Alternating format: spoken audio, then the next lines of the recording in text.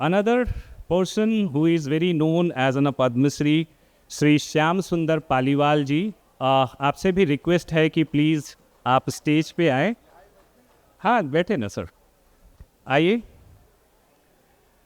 हमारे साथ और एक प्रोमिनेंट बहुत ही नोन पर्सन है, पद्मश्री उमा शंकर पांडे जी.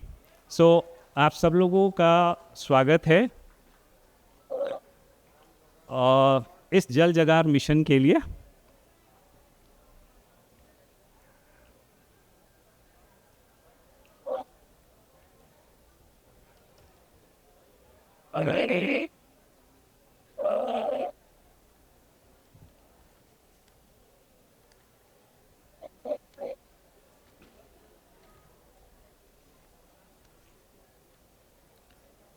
Sorry.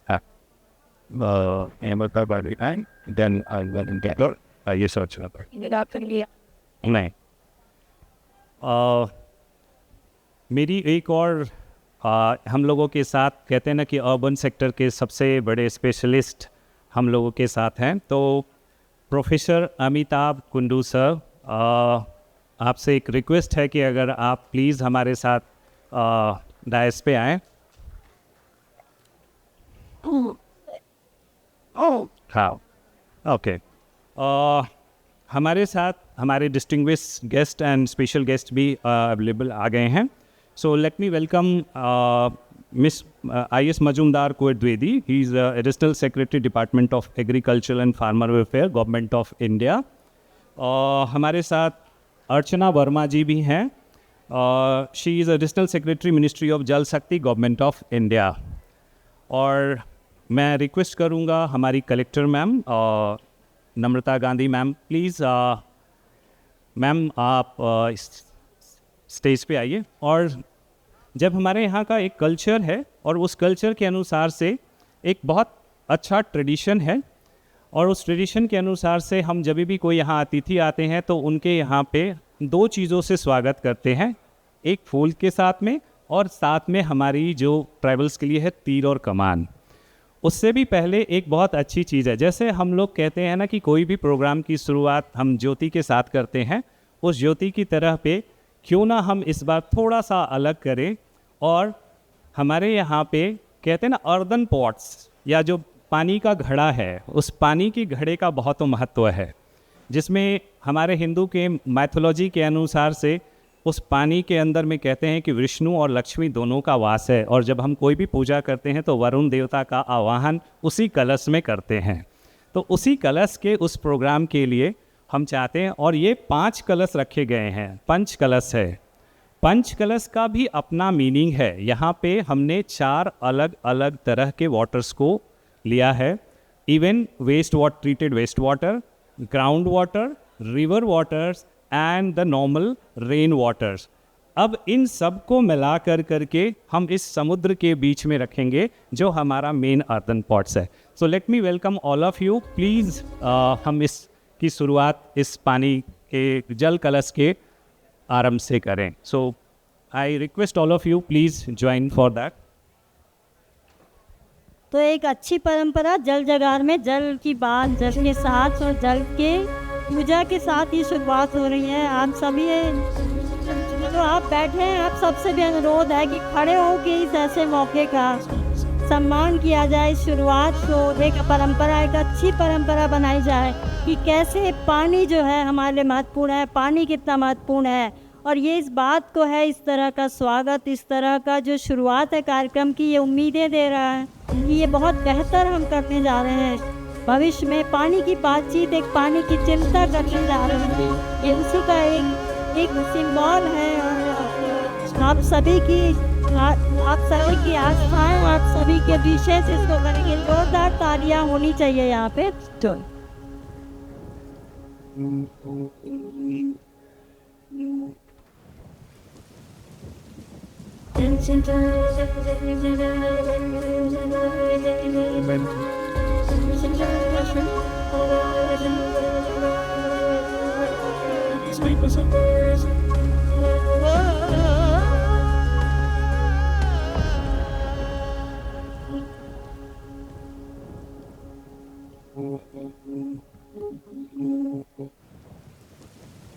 ओके सो एज हमने अपनी पहली शुरुआत की है और अगले 2 दिन आज और कल हम आपके साथ में रहेंगे, बट चूँकि मुझे एक फॉर्मली ओपनिंग रिमार्क्स आज सबको देना है तो I will just so let me just welcome all of you. So good morning all, esteemed dignitaries, distinguished speakers, honored guests and participants. My name is Rajiv Ranjan Guru and I am going to be host for next 2 days. अगले 2 दिनों के लिए मैं आपके साथ रहूँगा और आपके हर टेक्निकल सेशंस का कोशिश करूँगा कि इसकी जानकारी लोगों तक पहुँच सके. हाँ, so now before starting I will just say हमारे यहाँ पे जो कहते हैं कि फूल है वो सबसे इम्पॉर्टेंट है और मैं चाहूँगा 1 by 1 करें. सो पद्मश्री पोपटराव पवार जी के लिए मैम चाहूँगा कि नम्रता मैम आकर करके उनका इस फूल दे के साथ करें. और देन पद्मश्री श्री श्याम सुंदर पालीवाल जी के लिए मैं चाहूँगा कि डीएफओ सर आकर करके उनका स्वागत करें.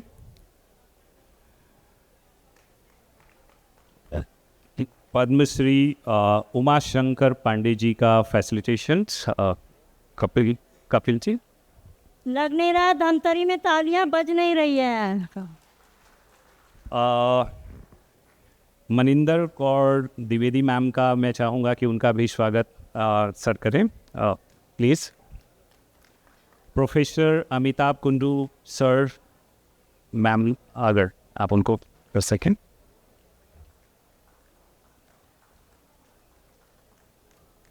And now we can start. Sorry, one I forget that. Sorry for that. Archana Verma ma'am ji ka स्वागत please.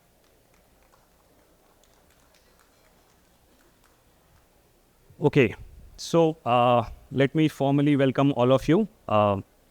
So you know, जब हम जल की बात कर रहे हैं, this session I will just speak in English. The reason is because some international delegates are also here. So to address them, it is the most important part. I welcome you all in the International Conference on Water Conservation here in Dhamtari district of Chhattisgarh. Water is not just a resource. It is the essence of life. It sustains our ecosystem, nourishes our people and supports our economy also.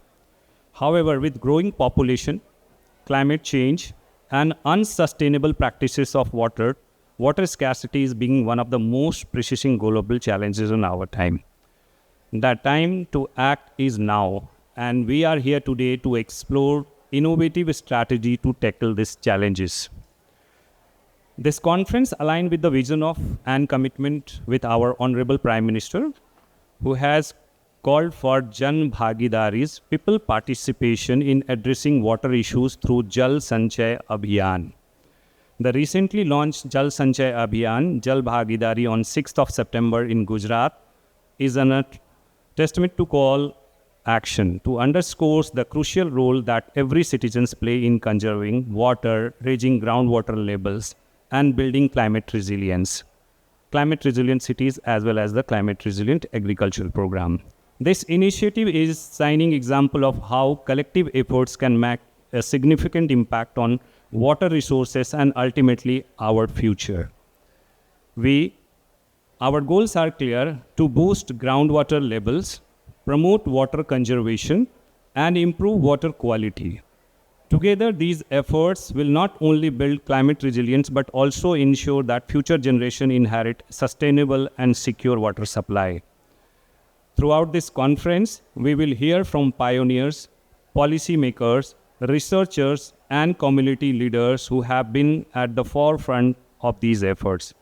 We will explore successful case studies and learn about innovative solutions that can help and achieve these goals.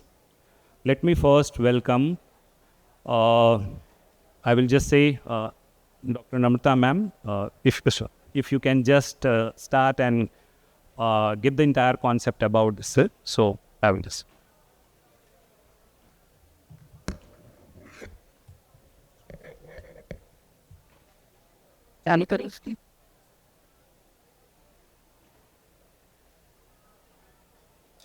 Good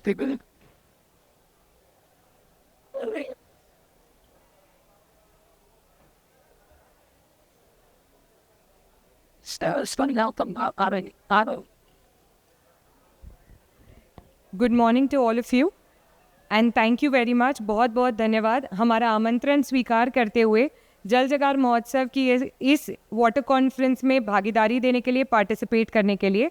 Dhamtari आज truly proud feel करता है कि इतने सारे water champions, water heroes हमारे बीच में है.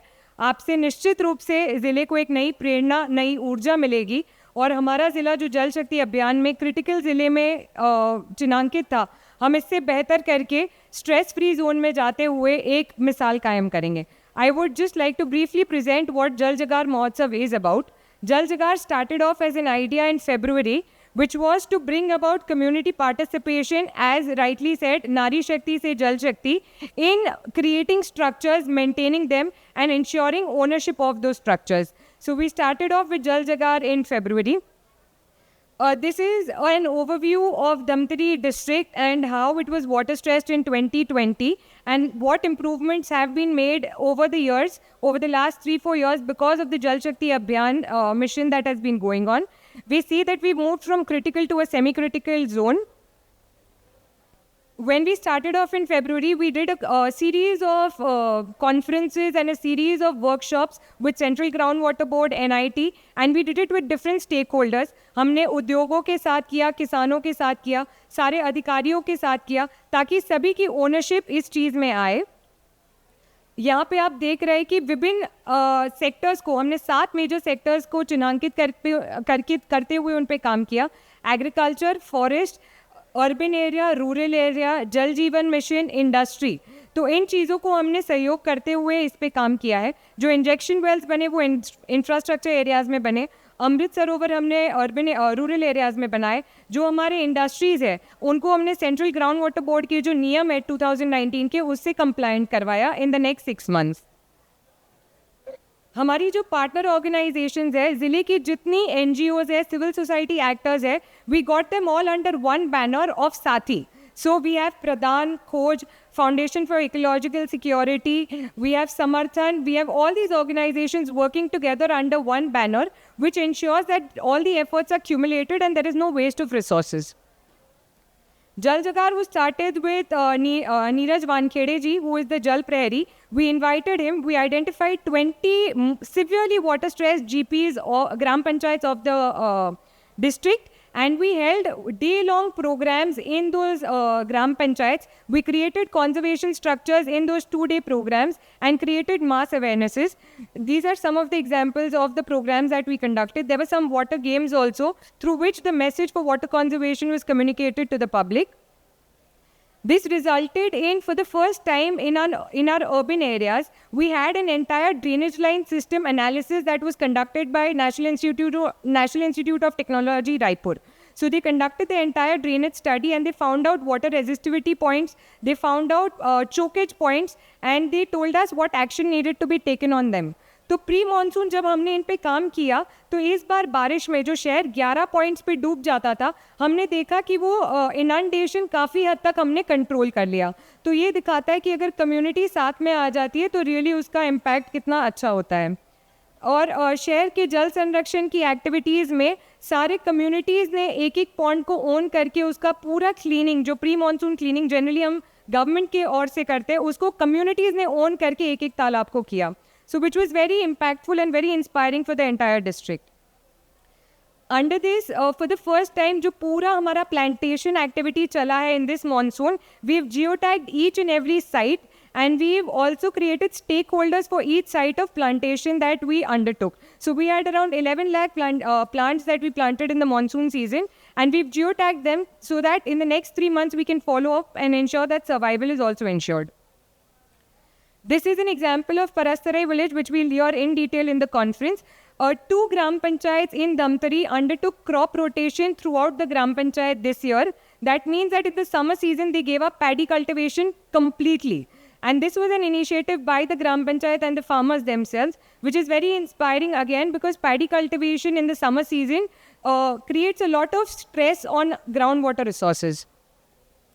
Matyabara is an example of our forest village where the entire JFMC together has been working for 2 years, and they've been able to safeguard that 1100 hectares of forest, earn livelihood from that. So they've had forest cocoon being cultivated for the first time in a natural environment. And they've created an example of a Sandarbha Kendra, which is an easy way in which the layman understands their forest instead of the technical jargon, and they mix the traditional knowledge of forest conservation with the current scientific methods. This is again an example of the cocoon that was naturally collected from the forests of Matyabara because of the conservation efforts. This is a case study of Piprai berry. This is a habitation of primitive and vulnerable tribal groups, which are the Kamar Janjatis. For the first time in the district, because of convergence of all these activities, these PVTGs have undertaken 10 small ponds on their own farmlands. They've taken up backyard orchard plantation, and they've also taken up the creation of 10 dikes. As a result of which, the lands which were barren till last year, they've now become fertile, and they're now using it for cultivation. This is an example of the dikes and the structures that were created. And this is a dashboard of the Jal Shakti Abhiyan Government of India, which is reflecting this year's structures which are created. So this is the data of 23-24, and I'm very happy to say that we've done a significant amount, but there is still a lot more that needs to be learned. And we're looking forward that by the way of this conference, we learn this from you, and we will be able to implement it in the field. So thank you again for coming, and we look forward to hearing from you so that we can take it back to our people and create this movement into a mass movement. Thank you very much.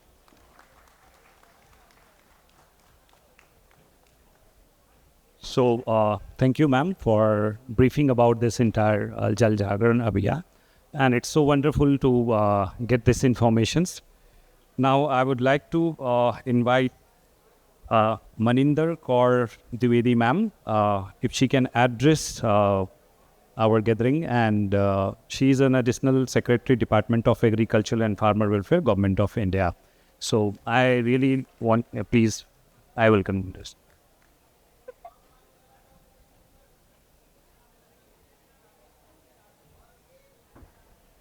Dignitaries on the dais and dignitaries off the dais in Namrata. It gives great pleasure to come back to Dhamtari. So, in the whole state, Dhamtari was and is agriculturally the most productive, the most progressive district, and productivity of patches of Dhamtari in various years have exceeded the productivity in Punjab and Haryana. तो इतना ज़्यादा जहाँ इतना ज़्यादा return होता हो कृषि में, वहाँ I was just wondering, because I'm going to speak only from the agricultural perspective, what and how do you tell a farmer कि पानी को बचाना है? So for a farmer, the most critical thing is कि जो फसल एक बार बोई जाए, वो फसल का पूरा दाना बन जाए. They should be able to harvest it, they should be able to sell it. Now from an agri perspective, if we say this is for the future generations, yes, theoretically everybody agrees. But my crop is in the field and I want to irrigate it as much as possible. So Dhamtari is unique in this sense that even before the ministry started talking about saving water, Dhamtari had its own FPOs. Ojaswini FPO was one which I remember, which had shifted from the normal paddy into black rice.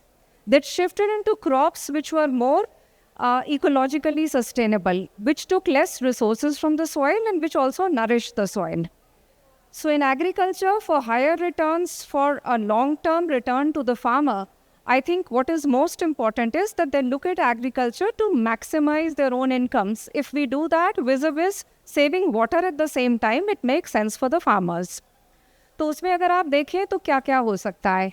धान लेना चाहते हैं, धान चावल क्योंकि यहाँ की staple diet है, तो ये बोलना कि आप चावल उगाना बंद कर दें या चावल खाना बंद कर दें अव्यवहारिक होगा. बट धान के अंदर ही बहुत सारी प्रजातियां हैं, बहुत सारी वैरायटीज़ हैं जो कम पानी लेती हैं और जो अल्प अवधि में तैयार हो जाती हैं, जो ज़्यादा न्यूट्रिशियस भी हैं. उनका प्रचार किया जाए. Plus in addition there are ways of growing paddy also which reduce the water intake. DRI was one way you do direct. वो इतने ज़्यादा टेक्निकल लोग हैं, you will give information. But this current Kharif season, there's one district in Punjab which has reduced on normal basmati the water uptake by half only by agricultural practices. So world has become easier because हर चीज़ को if you put on YouTube तो हर चीज़ का video भी निकल आता है. If you're looking for a particular variety of seed तो हर बीज आपको ऑनलाइन मिल जाता है कि आप प्रयोग कर सकें. So I will briefly just say try new seeds, try new crops. And today we have more than 6,000 seeds which are sold by seed corporations online. If anybody needs that link, I'll be happy to provide it. Look for new varieties.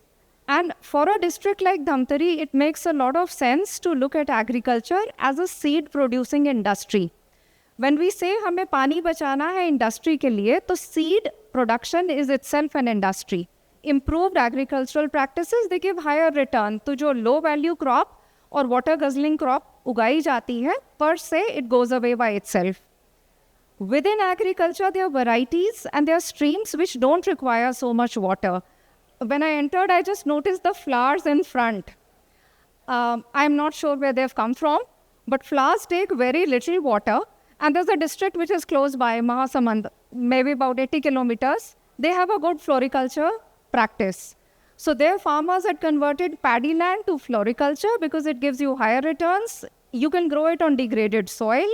It conserves water. It adds biodiversity. So look at other alternatives also. And the last point is for a farmer to adapt a new practice, whether it's of micro irrigation or saving water or conserving water, the buck stops with उसको आय कितनी हो रही है. तो agriculture में अगर थोक में बिक्री की जाए, so for all kinds of agri produce, average profit is always less than 1%. So unless you have local value addition in the district where your agri produce is processed and sold, the returns to farmers will not be as much. So the returns for all other activities, including water saving, will also come down. Thank you so much. So, first of all, thank you, ma'am, for providing these inputs. This is actually the new concept which we are also taking about and taking discussions on about that, the climate resilient agricultural concept. And this will also enhance the concept about that. Now, I would like to invite Ms. Archana Verma, Additional Secretary, Ministry of Jal Shakti, Government of India, if she can address our...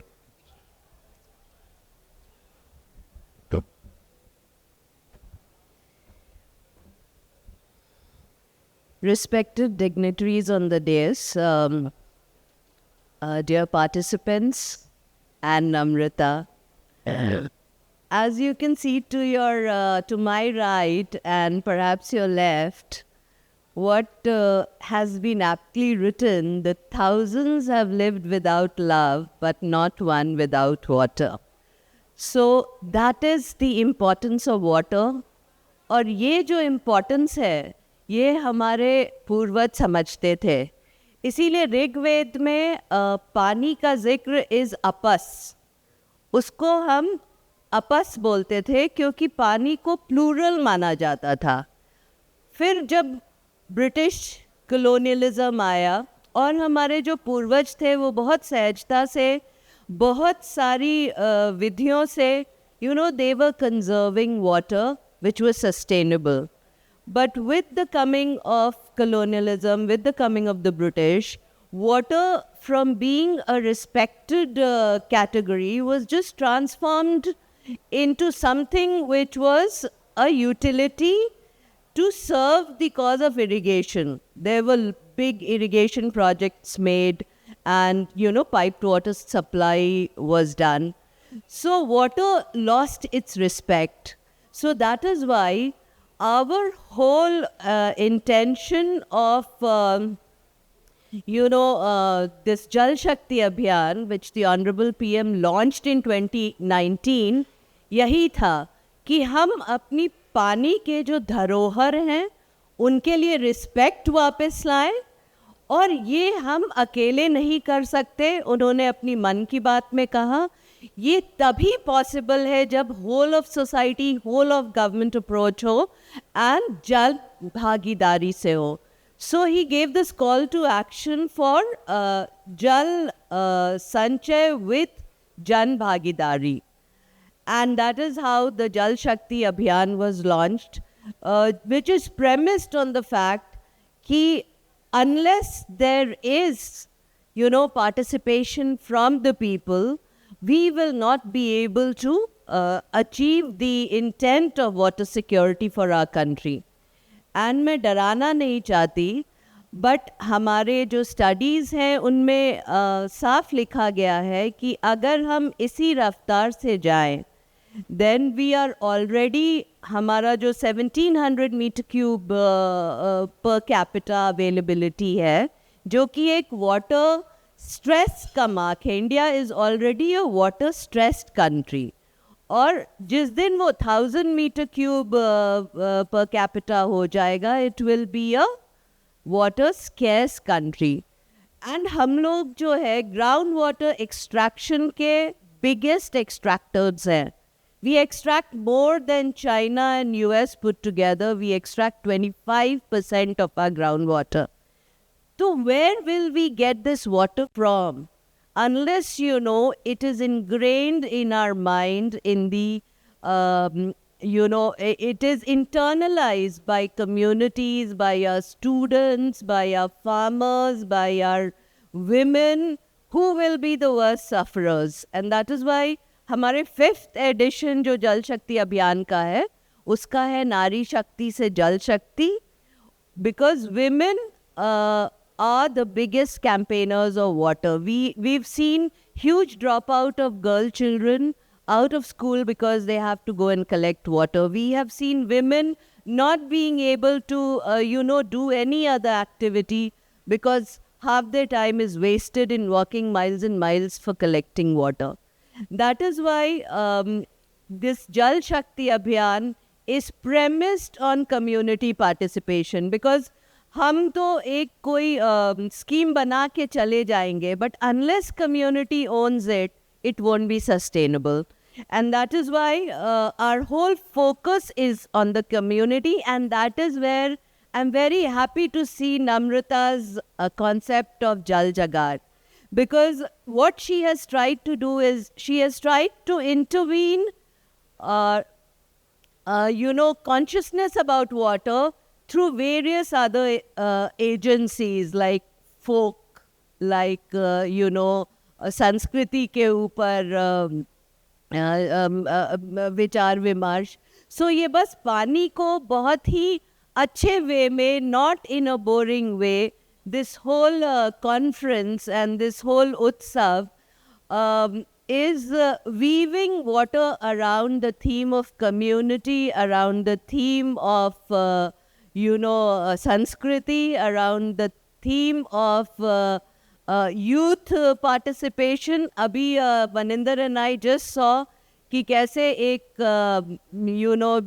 एक सभा, जल सभा पंचायत में हो रहा है, जिसमें students are having a mock जल सभा, जिसमें पानी की क्या क्या समस्याएं हैं, they are discussing in the जल सभा. So and also fighting it out that if water is not reaching them, why should they pay? So these are the way it will get into the consciousness of the youth. And we need to conserve water for our future generation. I remember क्यों youth participation इतना ज़रूरी है, because I come from a state where water is abundant, Bihar. तो मेरे को आदत नहीं था कि while I'm brushing मैं tap water बंद करूं. But it was my daughter who scolded me that, Mom, when you're brushing your teeth, you're supposed to close the tap water, because she had learnt it in school. So what Namrata is doing is a trailblazer, and it will have far-reaching effects.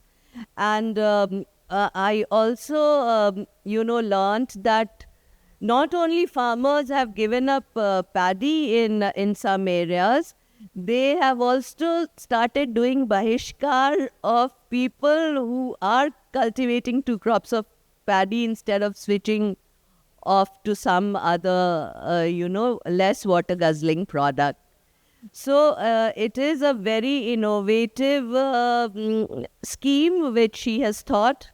And while I'm speaking on Jal Shakti Abhiyan, I also want to speak on which the anchor has already spoken on, Jal Sanchay Jan Bhagidari. Jisme what we are aiming at is, while the macro dam projects and the big projects will take its time or in solving problems, but they are very small local problems which can easily be solved if we replenish the groundwater by harvesting the rain, because they can easily be either because we have been soaking up groundwater and drying our land.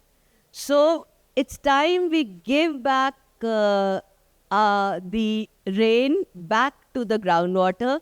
तो हमारा ये जल संचय जन भागीदारी का जो initiative है अंडर जल शक्ति अभियान is aiming to create at least 1 million और 10 लाख ऐसे छोटे छोटे रिचार्ज स्ट्रक्चर्स जो सब सरफेस में जाके ग्राउंड वाटर को रिचार्ज करे, सो दैट हमारा जो अभी फ्लडिंग का प्रॉब्लम होता है, वाटर लॉगिंग का प्रॉब्लम होता है,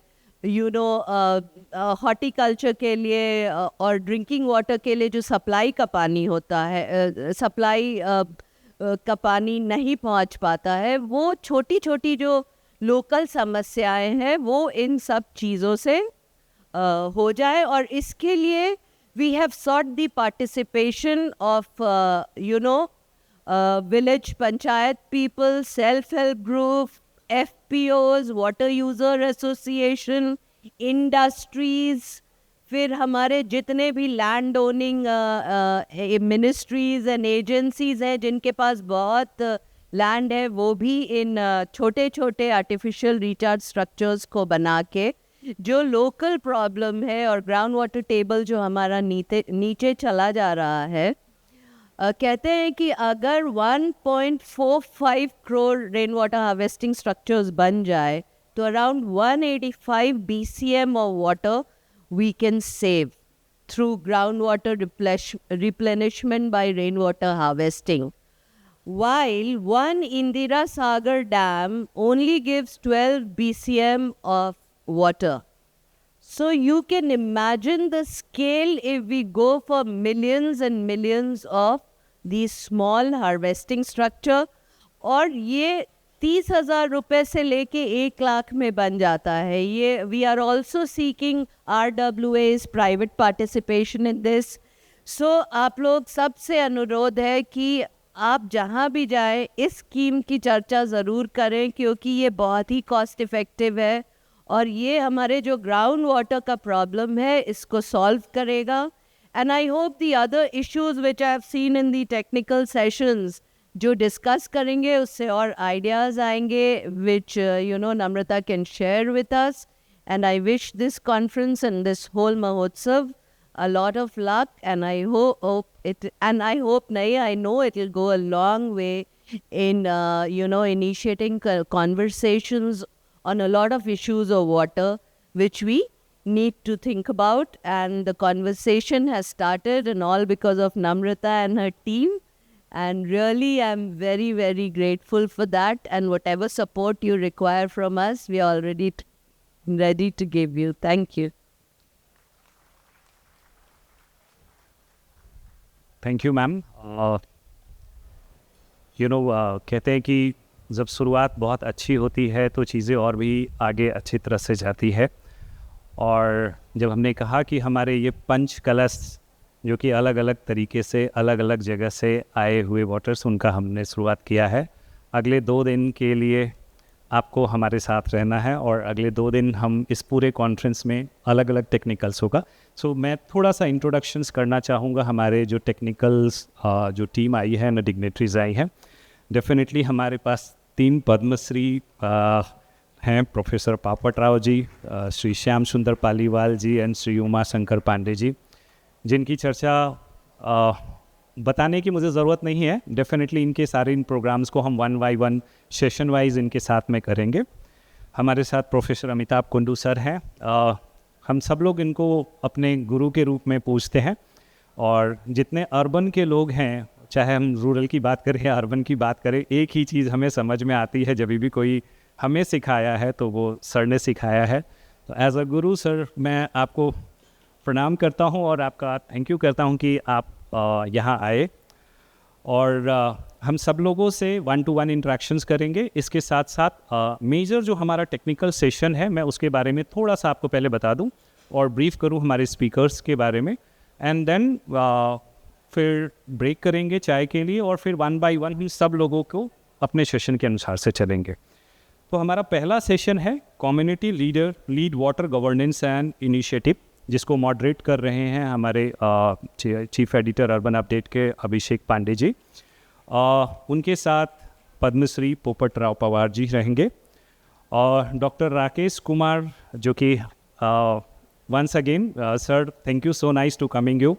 IIT मुंबई से उन्होंने स्टडी की है और वो नीरी के डायरेक्टर रहे। मुझे उनके साथ काम करने का मौका मिला, और जब कहते हैं ना कि इवन हमारे कुंभ का पानी अगर साफ़ दिखता है तो वो उनकी वजह से दिखता है। तो I thank you sir, please आपने जो अपॉर्चुनिटी दी।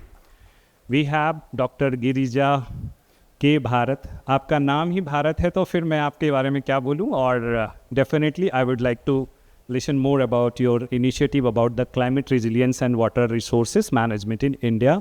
इन्होंने इसके ऊपर में अपना पेपर भी पब्लिश किया है, एंड शी इज़ अ को author on that part. Mr. Manoj Kumar, who is state leading here as an Pradhan. Then we have Marino from J-Clear, Japan. She is here. She is going to present the idea how the Tokyo city is taking the initiatives about the water governance and other thing.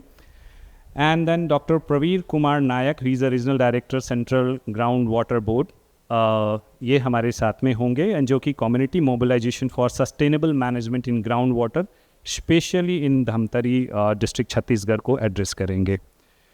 Then we will break for lunch, and the second session is mainly about water conservation and sustainabilities in urban and rural. Why I am giving you this, because I know कि इसके बाद का आपका schedules अलग अलग जगह पे है, so that's what it is, which is going to be moderated by Mr. Praveen Kumar Bhardwaj. He is an ex-NIWA person, presently heading our Center of Excellence programs in All India Institute of Local Self-Government.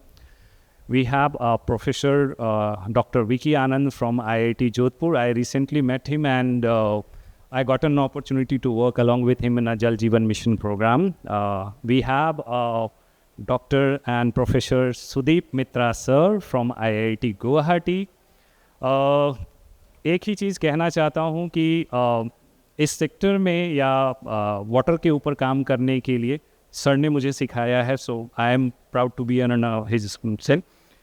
Then we have Padma Shri Uma Shankar Pandey ji, is once again going to join us. Dr. Paulami Banerjee, she is presently as a vice president, and she is heading ABIS Exports India Private Limited. She is going to talk about the aquifer management and source of sustainabilities. Mr. William Hanlon, so he is presently the chief with the UNICEF, and presently heading the Orissa as well as the Chhattisgarh state. So I welcome you, sir, and definitely during the discussions we would like to learn more about your initiatives and other things.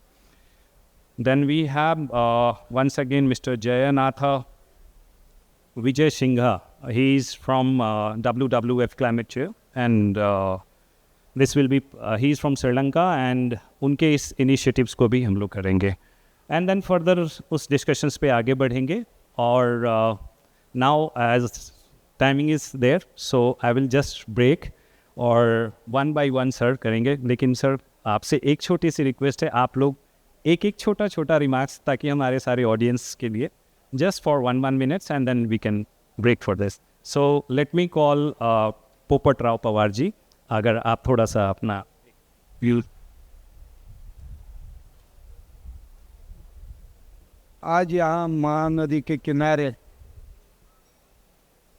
जल जागर का programme यहाँ Chhattisgarh government कर रही है। इसमें पूरे भारतवर्ष और विदेश से आए हुए सभी मेहमान मंचाधीन सभी महानुभाव, सामने उपस्थित सभी सहभागी, आज का जो प्रोग्राम है हम सबके लिए बहुत खुशी का है, क्योंकि भारतवर्ष की 2 महिलाएं जो कृषि और जल शक्ति मंत्रालय चला रही है, और आयोजन करने वाले मैम नम्रता मैम एक महिला है, क्योंकि ये महिला जागर चल रहा है पूरे हिंदुस्तान में। तो निश्चित तौर पे पानी और महिलाओं का रिलेशन बहुत नज़दीक है।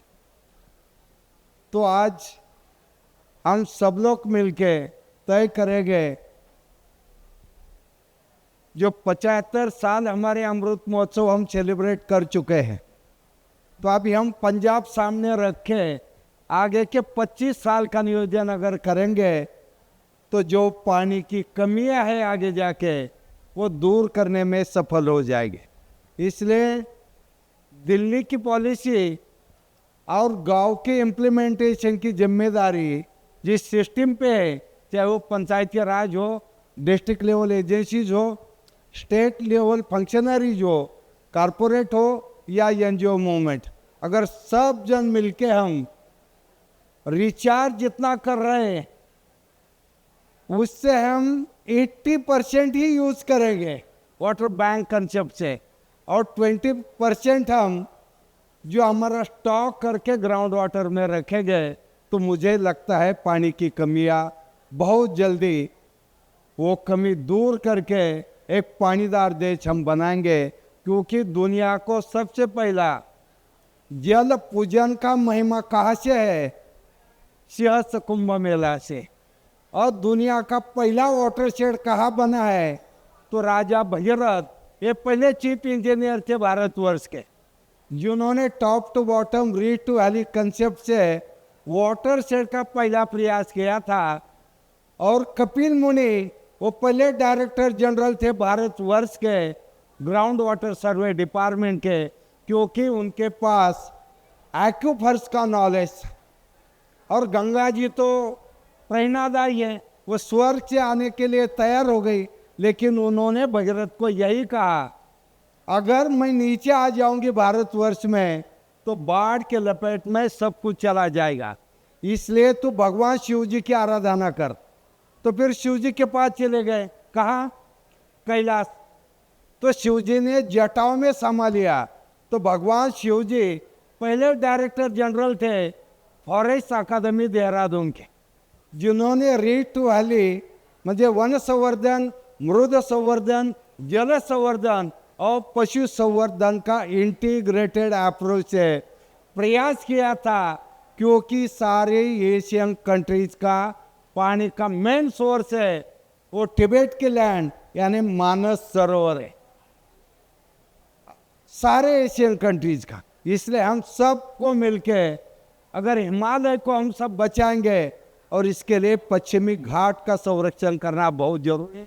बस इन्हीं 2 शब्दों के साथ मैं मेरे बात को विराम देता हूँ, और आगे जाके सेशन में हिवरे बाजार और इससे रिलेटेड 92 से जो जंगल, पानी, मिट्टी और पशु के साथ मैं काम कर रहा हूँ, ये आपके सामने रखने का प्रयास करूँगा। धन्यवाद। तालियों की आवाज़ से लगता नहीं हम बहुत खुश हैं। तो बहुत बहुत धन्यवाद पोपट पवार जी को। 15 साल पहले हम सुना करते थे कि एक सरपंच कैसे पानी को लेकर तकनीकी बात करते हैं, आज और विस्तार से सुनेंगे। बहुत बहुत धन्यवाद। आशीर्वचन के लिए अभी हम आगे बुलाते हैं पद्मश्री श्याम सुंदर पालीवाल जी को। और आप सभी लोग तकनीकी सेशन के भी महत्वपूर्ण चर्चाओं में हैं, अभी आशीर्वचन आपसे अपेक्षित है। भारत माता की। कोई दिक्कत है क्या? भारत माता की। जल जुगाड़ कार्यक्रम जो एक इंटरनेशनल वाटर पर कॉन्फ्रेंस है, इतने पवित्र कार्यक्रम बहुत कम लोग करते हैं, और जो लोग करते हैं मैं ये मानता हूँ कि वो हम सब के लिए प्रेरणा स्रोत है। ऐसे कार्यक्रम के प्रेरणा स्रोत धमतरी जिला की जिला कलेक्टर महोदया, जिन्होंने इस कार्यक्रम को आयोजित किया है, और इस कार्यक्रम में पद्मश्री और हम सबके अग्रज, अभी आप मैम बता रहे थे कि 15 साल पहले सुना करते थे कि सरपंच क्या कर सकता है। ऐसे पोपटराव पवार जी, पद्मश्री पांडे जी, जल शक्ति मंत्रालय के सेक्रेटरी मैम और सम्मानित मंच सामने बिराजे हुए देश विदेश से आए हुए प्रतिभागी युवा साथी और मातृशक्ति। मैं मेरे बारे में आपको बता दूं कि मैं एक ऐसे गांव से आता हूं जहां पर पीने का पानी नहीं होता था। विश्व का सबसे बड़ा संगमरमर सफ़ेद मार्बल का खनन क्षेत्र होता है जिसका नाम Guinness book of world record में दर्ज होता है। और मैं गांव का सरपंच बनता हूं और सरपंच बनने के बाद मैं पोपटराव पवार जी और अन्ना जी के गांव में जाता हूं, देखता हूं कि एक सरपंच क्या कर सकता है। और मैंने पोपटराव जी से कहा, मेरे गांव के लोगों ने भी कहा, मैंने भी कहा, अन्ना जी से भी कहा कि ये काम तो हम भी करेंगे और हम भी कर सकते हैं। तो इन दोनों ने कहा कि अगर तुम कर लोगे तो मैं तुम्हारे गांव में आऊँगा। और ये दोनों महानुभाव मेरे गांव में आए और मेरे गांव के काम को देखा इन्होंने। काम करते करते काम की जो शुरुआत हम लोगों ने की है वो शुरुआत हमने बेटियों से लेकर की। हमने जोड़ा बेटी, पानी और पेड़ों को साथ में, और फिर गांव की वेस्ट लैंड, गोचर भूमि, फिर वन्य जीव, फिर प्राकृतिक आधारित रोजगार और फिर ग्राम पर्यटन को बढ़ावा देने का काम हमने पिछले 20 सालों से ज़्यादा समय में किया है। उस गांव में जहां पीने का पानी नहीं होता था, मुझे बहुत अच्छी तरह याद है कि मेरे गांव के लोग कुएं पर सबसे पहले जो जाता था वो गिलास से मटके में पानी भरता था ऐसे करके, और नंबर आता था 50-50, 100-100 मटके लाइन में लगते थे। आज उस गांव में इतना पानी है कि लोग वापस खेती करने लगे हैं, मोती की खेती भी शुरू कर रहे हैं। तो ये जोड़ा हमने बेटियों से। आपने सुना होगा एक ऐसा गांव है जो बेटियों के जन्म पर पेड़ लगाता है और खुशियां मनाता है। उस गांव का बहुत चर्चा में आया है वो गांव। गांव में बेटी का जन्म हो और गांव वाले सब मिलकर बेटी की खुशी में पेड़ लगाए, थाली बजाए और बेटी के नाम पर फिक्स डिपॉजिट करे। हमने सरकार की विभिन्न योजनाओं को जोड़कर उस गांव का विकास किया है। आज उस गांव में पानी है, आज उस गांव में लाखों की संख्या में चंदन के पेड़ हैं। पेड़ तो है ही है, पर लाखों की संख्या में चंदन के पेड़ हैं। आज उस गांव में लाखों की संख्या में विभिन्न वैरायटी के बांस के पेड़ हैं, जहाँ पर बांस के आधारित उद्योग, बांस के सोफे, बांस के डस्टबिन और बांस के कई तरह के प्रोडक्ट वहाँ पर बन रहे हैं। आज उस गांव में लाखों की संख्या में आंवले के पेड़ हैं, जहाँ पर आंवले से आधारित उद्योग लगा हुआ है और लोगों को आंवले से रोजगार मिल रहा है। आज करोड़ों की संख्या में वहाँ पर एलोवेरा के पौधे हैं, जहाँ पर एलोवेरा से आधारित लोगों को रोजगार मिल रहा है। Aloe vera juice, gel, cream, shampoo, ये इस तरह के प्रोडक्ट वहाँ बन रहे हैं। इन सब की जननी है जगत जननी, अगर हम माँ को कहते हैं, तो इस सृष्टि को अगर बचाना है तो फिर पानी को भी बचाना पड़ेगा। ये मानकर हमने बेटी, पानी और पेड़ों को जोड़कर काम किया है। हम आगे सत्र में और बात करेंगे। बाकी मैं ऐसे गांव से आता हूं जो पिपलांतरी, उसका नाम है, आप गूगल पर, यूट्यूब पर सर्च करेंगे तो वहाँ पर बेटी, पानी और पेड़ों को जोड़कर काम किया और प्राकृतिक आधारित रोजगार को लेकर काम किया है। आइए हम सब मिलकर पानी, बेटी और पेड़ों को बचाकर उनको बढ़ाने का काम करें। बहुत बहुत धन्यवाद। बहुत बहुत आभार। और बिल्कुल आप सही कर रहे हैं, आप धीरे धीरे जोड़ते जा रहे हैं। मैं आप सबसे एक बार बीच में अपना यहाँ होने का हक ले रही हूँ। बगल में एग्जीबिशन है, आप ज़रूर जाइए, वहाँ जंगल और पानी की कहानी है। यहाँ ज़मीन की बात हो रही है, पास्चर लैंड की बात हो रही है, जंगल और पानी की कहानी भी देखिए। पिपलांती ये दूसरा हिवड़े बाजार के बाद गांव था जो ग्रामीण विकास में कार्य करने वाले जितने साथी यहाँ बैठे होंगे उन्होंने वहीं से सीखना शुरू किया है। अब मैं आमंत्रित करती हूँ आदरणीय पद्मश्री उमाशंकर पांडे जी आशीर्वचन के लिए। आप मैं थोड़ी परंपराओं को अलग तोड़ने की कोशिश कर रहा हूँ। एक सरपंच क्या कर सकता है और एक सरपंच से सीखकर लोग क्या कर सकते हैं। मैं और पोपटराव पवार जी दोनों ऐसे सरपंच हैं जिनको एक ही दिन दोनों को पद्मश्री मिला है। एक सरपंच को पद्मश्री मिले ये बहुत बड़ी बात होती है। सरपंचों के खिलाफ जांचें होती है, सरपंचों को किस नज़र से देखा जा सकता है ये ग्रामीण विकास से जुड़े हुए लोग सब जानते हैं। सरपंच के खिलाफ तो वसूलियाँ होती है, इंक्वायरियाँ होती है, पर मैंने पोपटराव पवार जी को देखा कि नहीं मैं भी कर सकता हूँ, और हम दोनों को एक ही दिन पद्मश्री मिला। पहले मुझे पद्मश्री की घोषणा हुई और एक ही दिन, पहले सवेरे इनको मिला और शाम को मुझे मिला। तो ये बड़ा सौभाग्य की बात है। और अपने घर से कुछ नहीं लाएंगे और घर कुछ नहीं ले जाएंगे, इस प्रतिज्ञा के साथ काम करते हैं। मेरा परिवार मेरे काम धंधे से चलेगा और मेरे कार्य क्षेत्र में जो सरकार पैसा देगी वो 100% लगेगा, तब जाकर पद्मश्री तक पहुँचते हैं।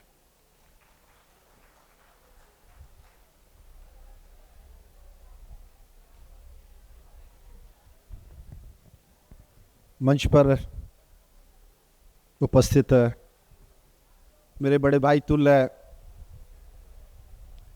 पद्मश्री पोपटराव पवार जी, मेरे मित्र पद्मश्री श्याम सुंदर पालीवाल जी, भारत सरकार की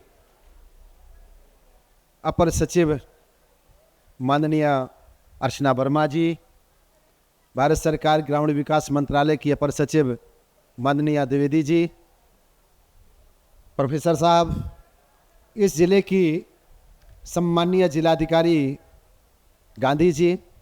सबसे पहले तो मैं सभी मित्रों से बात कहूँगा कि जिलाधिकारी महोदय के लिए तालियों से स्वागत करें। वो मंच पे सामने बैठी हैं। बड़े होने का तरीका ये है, हम लोग प्रायः रोज कहीं ना कहीं उद्घाटन समारोह में कार्यक्रम में जाते हैं। ये दोनों बड़े भाई सरपंच रहे हैं और मैं गांव में इनसे छोटे लेवल का पंच रहा हूं,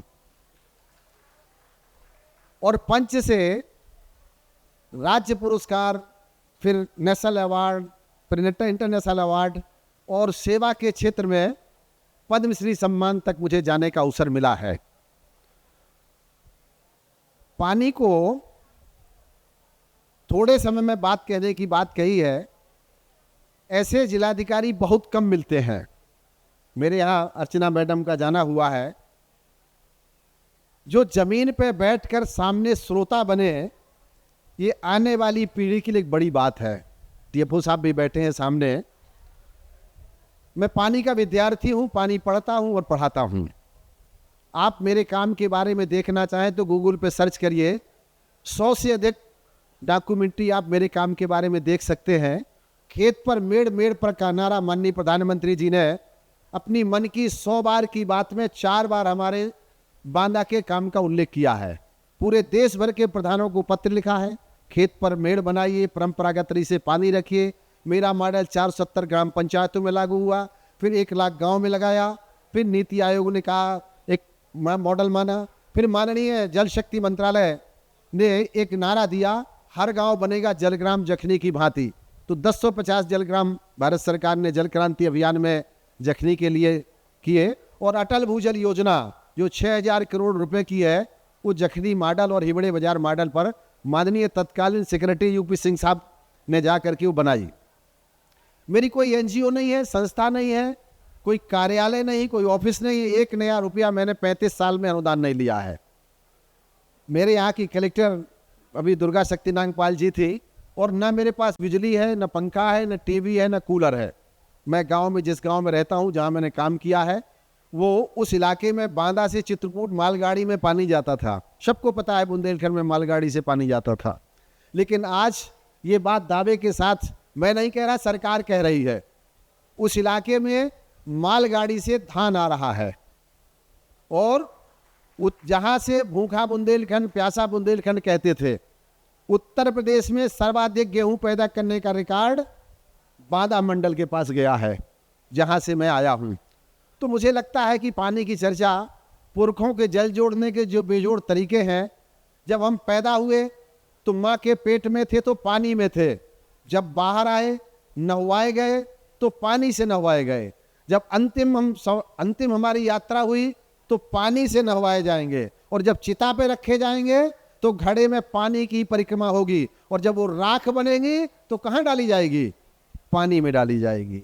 पानी एक सामान्य विषय नहीं है, जल जगदीश है, पानी परमेश्वर है, और जल क्रांति जन क्रांति बने, जल आंदोलन जन आंदोलन बने।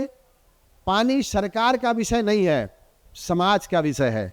पुरखों ने हमारे जो विधि थी, मेरी जो विधि है, खेत पर मेड़ मेड़ पर पेड़, ऐसी छोटी सी विधि है, एक जो पूरे देश में आंकड़ा आया है पेड़ लगाने का भारत सरकार की तरफ से, तो एक निश्चित रूप से यह विधि देश भर के किसानों ने स्वीकार की, और 2 मीटर वाटर लेवल बुंदेलखंड में ऊपर आया है। ये मेरा काम नहीं अकेले का, इसमें मेरे साथ लगभग 10 जिलाधिकारी, 10 जिलाधिकारियों ने मेरे साथ काम किया है, कंधे से कंधा मिलाकर साथ दिया है।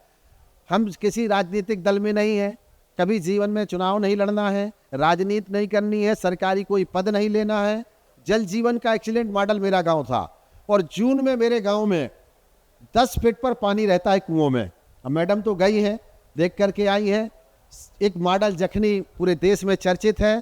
लेकिन मैं आपसे छोटी सी बात करूं, दुनिया का कोई वैज्ञानिक बादल नहीं बना सकता, बादल ला नहीं सकता, बादल वापस नहीं कर सकता, लेकिन हमारे भारत के जो ऋषि और मुनि हैं वो बादल को बुलाते थे। कालिदास, मेघदूतम में तानसेन, तो ये चर्चा करूंगा मैं। और दूसरा, दुनिया के बनाए बांध 200 साल से ज़्यादा नहीं चलते वैज्ञानिकों के। हमारे पुरखों ने जो तालाब और कुआं बनाए हैं पहाड़ के ऊपर, वो 1000 साल से खड़े हैं। इसलिए मैं कहता हूँ कि हमारे पुरखे इतने समझदार थे, जानकार थे कि पानी का प्रबंधन वो कैसे करते थे। हर गांव में तालाब था, हर गांव में कुआं था। जब हम पैदा हुए थे तो कुएं की पूजा हुई थी, नदी की पूजा होती थी। आज वो गांव के तालाब, कुएं रो रहे हैं।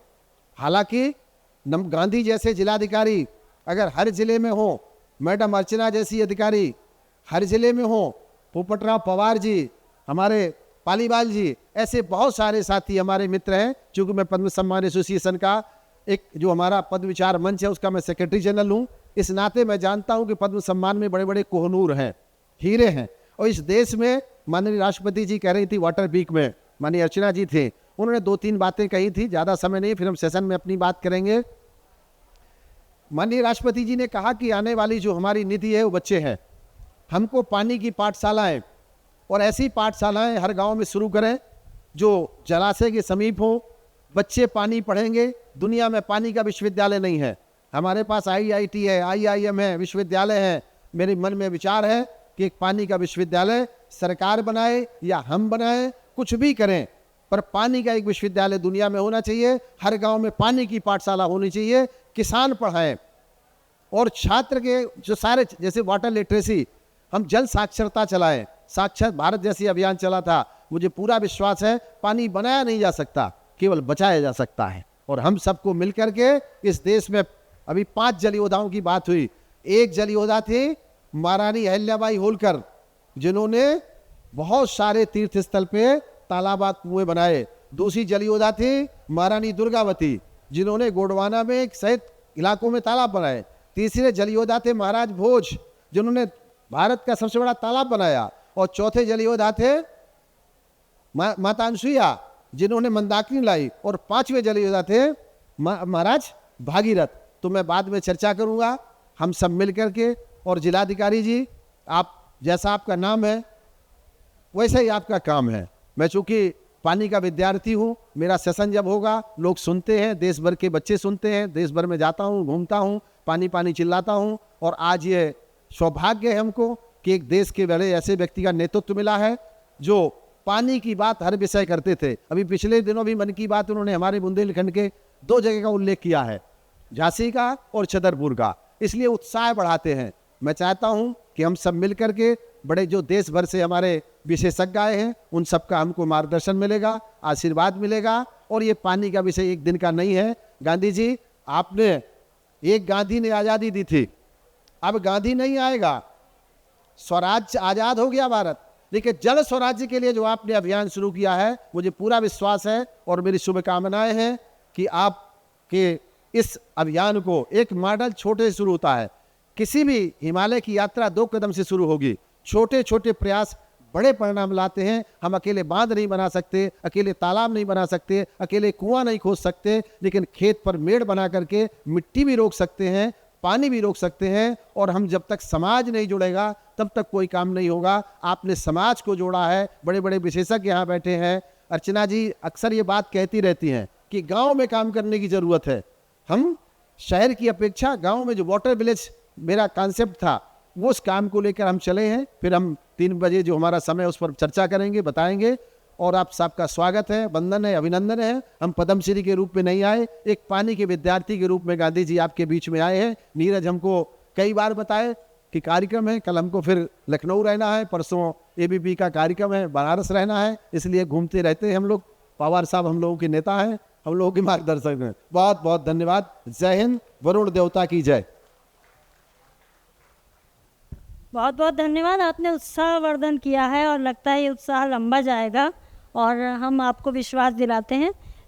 3 हमारे डेलीगेट्स हैं इंटरनेशनल में, निरंजना और कोई अगर सपोर्ट करें, you please support in translation to this delegates, international delegates. अगर आप में से कोई भी अगर वॉलंटियर करेंगे तो बहुत अच्छा होगा, बिकॉज क्योंकि यहाँ जो बातें हो रही है वो दूर तक जानी चाहिए।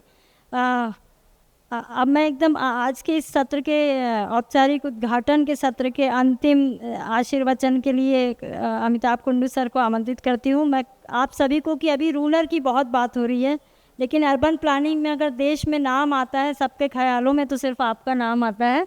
और मैं सर इसलिए आप सभी से सीखा, मैंने बैकवर्ड रीजन ग्रांट फंड में हमें अर्बन डिसेंट्रलाइज प्लानिंग करनी थी तो हमें आप ही से समझने को मिला था, तो ठीक। It's honor and privilege for me to be a part of this distinguished group, people who have dedicated their life for provision of basic utilities, basically water, and participate in this very extraordinary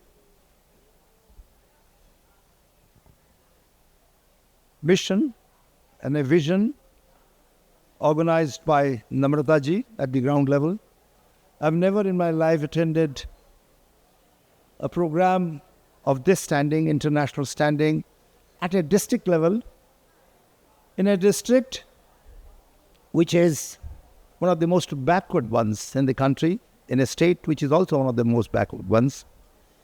Basically trying to provide a platform wherein the academics who are on the drawing board and the practitioners and the policy makers can interact.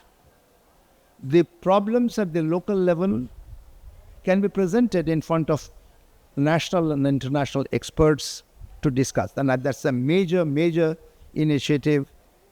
I would like this mission to be successful here and also taken to the national level. दोस्तों, 2 साल world bank में या UN में रहने से या 45 साल Jawaharlal Nehru university में पढ़ाने से कोई आदमी मुझे नेशनल इंटरनेशनल एक्सपर्ट नहीं बन जाता। मैं समझता हूँ कि मैं मध्य प्रदेश का हूँ, मैं छत्तीसगढ़ का हूँ। इसी राज्य में मैंने देखा है मेरी माँ को लाइन में खड़े होकर पानी इकट्ठा करते हुए, लादे हुए, हम लोग बच्चे थे, उसको घड़ों में डालते थे। वो एक ज़माना था। अब आप बात हो रही है घर घर पानी, हर घर में टैप वाटर का प्रोविज़न होगा, ये जल जीवन मिशन का वादा है। अभी बात हुई कुछ दिन पहले, एक मुख्यमंत्री ने कहा था कि हम घर घर पानी पहुंचाएंगे, लेकिन 3 महीने बाद में वीडियो में दिखा रहे थे, ऑफ कोर्स क्रिटिक्स की कमी नहीं है, कि हर घर में फ्लड का पानी घुसा हुआ है। अर्चना जी कह रही थी कि flooding is also a major problem in this country. लेकिन मैं समझता हूँ मध्य प्रदेश में बहुत तरक्की आई है। बचपन की यादें हैं, हम जल जुगाड़ करते थे, अब जल जुगाड़ से जल जगाड़ पर हम पहुंचने वाले हैं। ये मुझे लगता है ये बहुत बड़ी उपलब्धि होगी। राष्ट्रीय स्तर पर हम जल जीवन मिशन की चर्चा करते हैं, आंकड़ों पर विचार करते हैं। कुछ क्रिटिक्स कहते हैं कि जो मिशन की जो आंकड़े हैं, कितने घरों तक पानी पहुंचा है, वो थोड़ा हायर साइड पे है। नेशनल NFHS का जो डेटा है वो थोड़ा लोअर साइड पे दिखाता है। नेशनल सैंपल सर्वे की भी आंकड़े हैं, उसमें कुछ दिक्कतें हैं।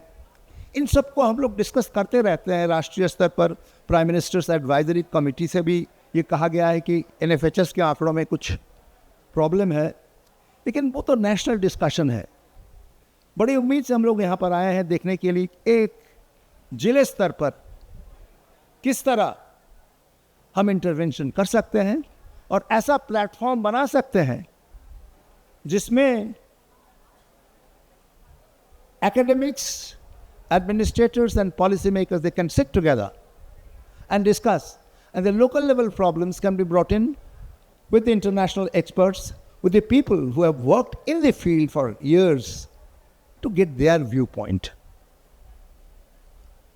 बचपन में मैंने वो एक कॉलरिज की पोइट्री पढ़ी थी, water water everywhere not a drop to drink. ये सिचुएशन किसी ज़माने में था, और बहुत साल की बात नहीं कर रहा हूँ मैं, इसी राज्य की बात कर रहा हूँ. But things have change very rapidly. मैं स्वच्छ Bharat mission, ministry of drinking water and sanitation, उसका जो सर्वे हुआ था उसका मैं अध्यक्ष रहा, चेयरमैन रहा. कभी कभी ऐसा लगता है कि हमने डिक्लेयर किया 100% कवरेज हो गया, सैनिटेशन सब घर में पहुंच गया है. मैं अध्यक्ष था, मैंने कहा कि 100% तो नहीं है, तो थोड़ी बहुत डिसएग्रीमेंट होता है. और ये जो मौका नम्रता जी ने क्रिएट किया है कि एक्सपर्ट्स यहाँ पर आए और अपनी ओपिनियन दें. जब मुझे सेक्रेटरी से बात की minister of drinking water sanitation से, मैंने उनसे पूछा कि आपने मुझे अध्यक्ष क्यों चुना. मैं तो अक्सर क्रिटिकली लिखता हूँ हर प्रोग्राम के बारे में, जो भी सरकार हो. मैं मध्य प्रदेश का भी एडवाइज़र रहा 2 साल पहले अर्बन डेवलपमेंट में, छत्तीसगढ़ का भी रहा. Politics apart, the issues are similar. So they said that look, we want you because we want an dispassionate assessment. आपकी असेसमेंट में एक ऑब्जेक्टिविटी होगी. जब मैं जवाहरलाल नेहरू यूनिवर्सिटी में गया, मैंने कहा मैं तो सरकार की इस कमेटी में हूँ, अध्यक्षता कर रहा हूँ. उन्होंने कहा अरे आप तो सरकारी बन गए इकोनॉमिस्ट, आपकी न्यूट्रलिटी कहाँ गई. मुझे लगता है एक साथ काम करने की बहुत ज़रूरत है. मुझे बहुत कुछ सीखने को मिला है जब मैं सरकार में आने के बाद में नज़रिए से देखा. अगर आप किसी के घर में जाके पूछेंगे आपके घर में टॉयलेट है, तो आंकड़े जो मिलेंगे बहुत ज़्यादा मिलेंगे, नहीं है हमारे पास, क्योंकि सबको लगता है 14,000 रुपये मिलने वाला है. किस तरह से आंकड़े इकट्ठे किए जाएं, किस ढंग से उसका इस्तेमाल किया जाए, इन सब चीज़ों में एक्सपर्ट्स को भी सीखने की ज़रूरत है. Experts must also learn from the field what are the operational difficulties, and similarly the programs at the ground level should also interact. Instead of dismissing the data from National Family Health Survey or National Sample Survey, we should find out what are the problems areas, can we resolve them.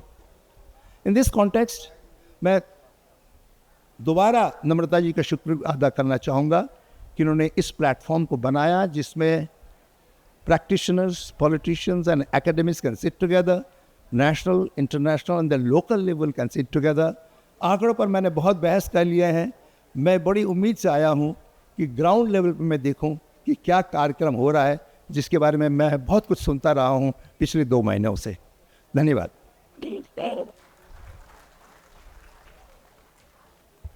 Okay, so thank you, sir. Now, I would like to formally, you can say that, close this preliminary session. आप सबका बहुत बहुत शुक्रिया. आप सबके साथ दोबारा हमारा चर्चा जारी रहेगी. अलग अलग टेक्निकल सेशंस में आप लोगों के साथ डिस्कशंस होगा. So I would like to thank you Padma Shri Popat Rao Pawar ji, Padma Shri Shri Shyam Sunder Paliwal ji, Padma Shri Umashankar Pandey ji, Archana Verma ji, Maninder Kaur Dwivedi ma'am, and not less than that, Miss Namrata Gandhi. So, thank you for this. Thank you for providing this opportunity. We will now officially तो break नहीं कर दूँगा क्योंकि officially चाय आप सबको सर्व हो गई है और हम पहले से ही थोड़ा सा 15 मिनट लेट हैं. और मैं टेक्निकल फर्स्ट सेशंस के लिए नेक्स्ट राउंड ऑफ स्पीकर्स के लिए कॉल करूँगा. सो हम 1 by 1 आप सबको दोबारा अपने इस प्रोग्राम में जिनके भी आएंगे. So all of you just please be seated. And now let me start with the first technical session, which is going to be moderated by Mr. Abhishek Pandey. This technical session explores innovative approach of water governance, focusing on community-driven models and successful initiative across India.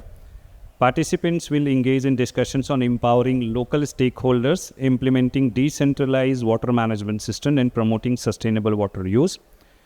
The session will also highlight the case studies from the diverse region, emphasizing collaborative strategies between government bodies, NGOs, and community. It will cover the role of technology, capacity building, policy framework, enhancing water security, with a special focus on integrating traditional knowledge with modern practices, create resilient and sustainable water governance solutions. Now let me invite all the speaker. Okay, you will? Okay, so now you have? Yes. Okay.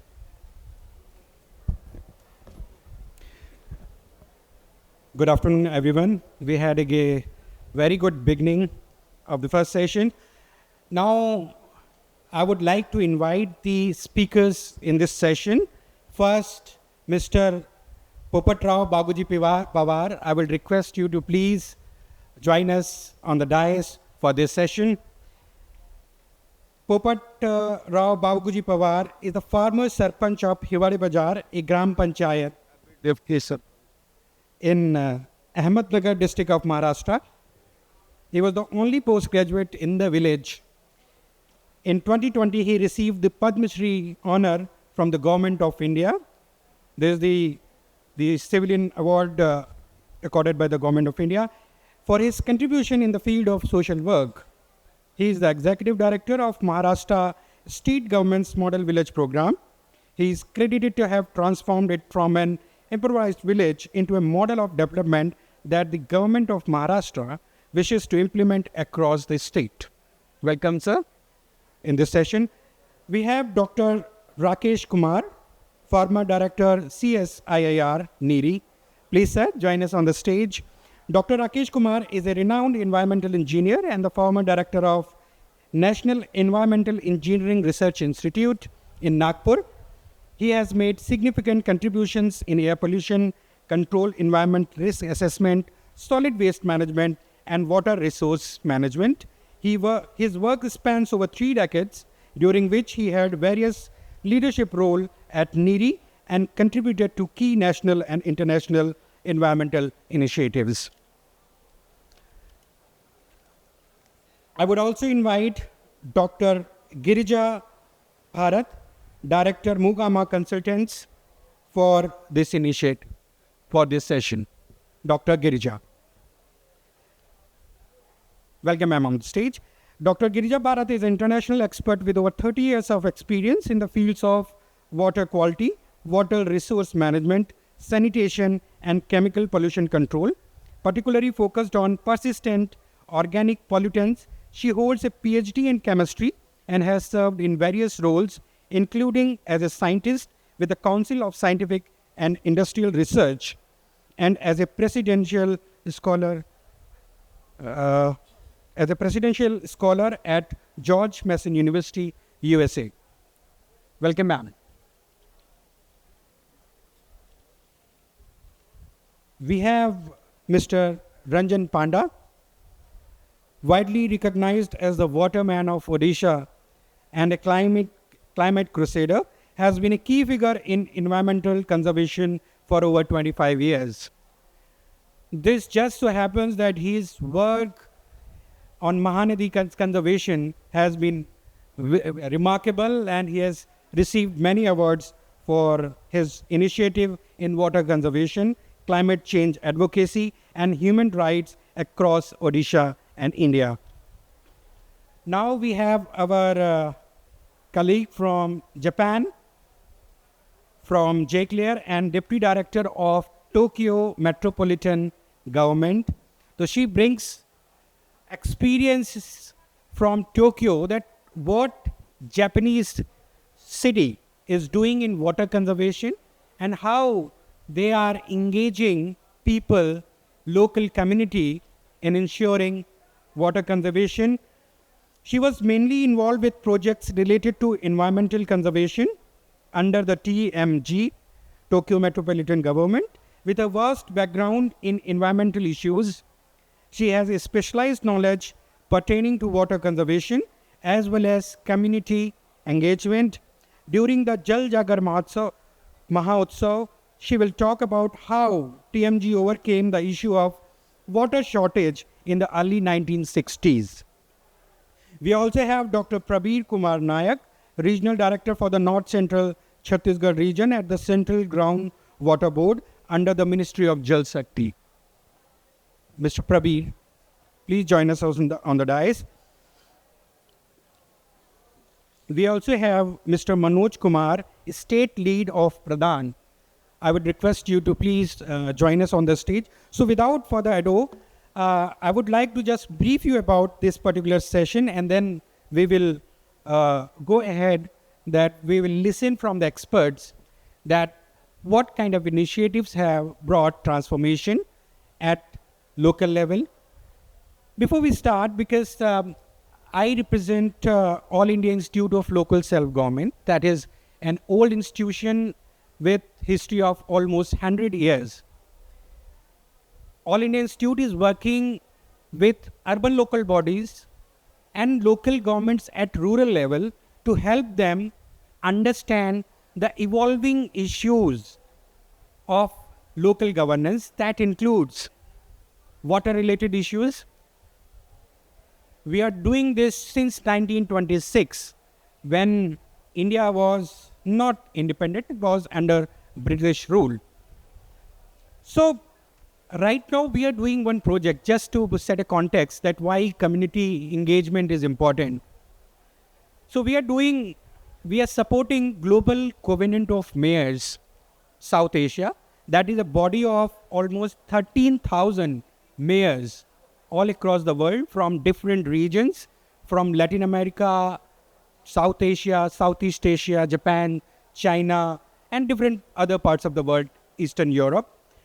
So this particular covenant is working on climate and energy. But when we work on climate and energy, whether it is an international project or national projects in urban space, like Dr. Kundu was talking about, Swachh Bharat Mission Urban, Smart Cities Mission, National Sustainable Habitat Mission, or other missions of Government of India. That is a one connecting issue is water. Smart cities need water, smart villages need water, and we need, because we have seen many of our cities, the capital cities of many of our prominent states like Bangalore or Delhi or Mumbai, we keep hearing the issue of water stress. Sometimes there is a water stress, sometimes there is flood. So why we are not able to ensure that there are no floods in our cities and there is no water scarcity during the summertime? So we will hear all about these issues, because when we talk about these issues, so all these, there are two aspects of it. One is policy-led initiatives. Many of our state, like this one, we have initiated many projects and programs where we are conserving water, saving water, or we are doing water management. In different states, there are different state level missions or national level missions we are implementing. So just some of them, like Jal Samvardhan Yojana in Karnataka, Neeru Chettu program in Andhra Pradesh, Sujlam Suflam mission in Gujarat, Mukhyamantri Jal Swavlamban Yojana in Rajasthan, Drink from Tap in Odisha, Kapildhara Yojana in Madhya Pradesh, Jal Yukt Shivar Abhiyan in Maharashtra, Jal Jeevan Mission at the national level, Jal Shakti Abhiyan in different states, including in Chhattisgarh. So all these initiatives are policy-led. But how communities make sure that these, because each region is different. When we are talking about water supply issues in Ladakh, that is a cold desert area, and the same topic about providing water supply in Uttar Pradesh, the issue becomes completely different, because local wisdom comes into play, that how to ensure that water supply reaches, because in the area like Ladakh, the water pipes freezes, and then how to ensure that the local community is involved in ensuring the adequate and efficient water supply. So I will not take much of your time, because we all know that engagement of community, I think that is also in the core of Jal Jeevan mission, where community is involved for water-led initiative and ensuring that there is effective water management at rural level. So first of all, I would start with Popat Rao ji to tell us about his initiative in Maharashtra and how he engaged people and how it became a movement where his village and the areas where he's working became water efficient. Popat Rao ji.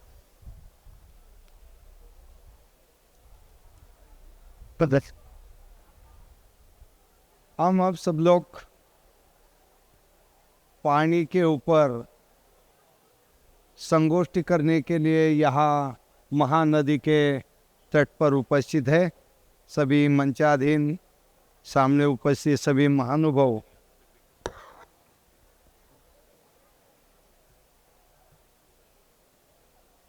स्वामी में से भले के क्या पट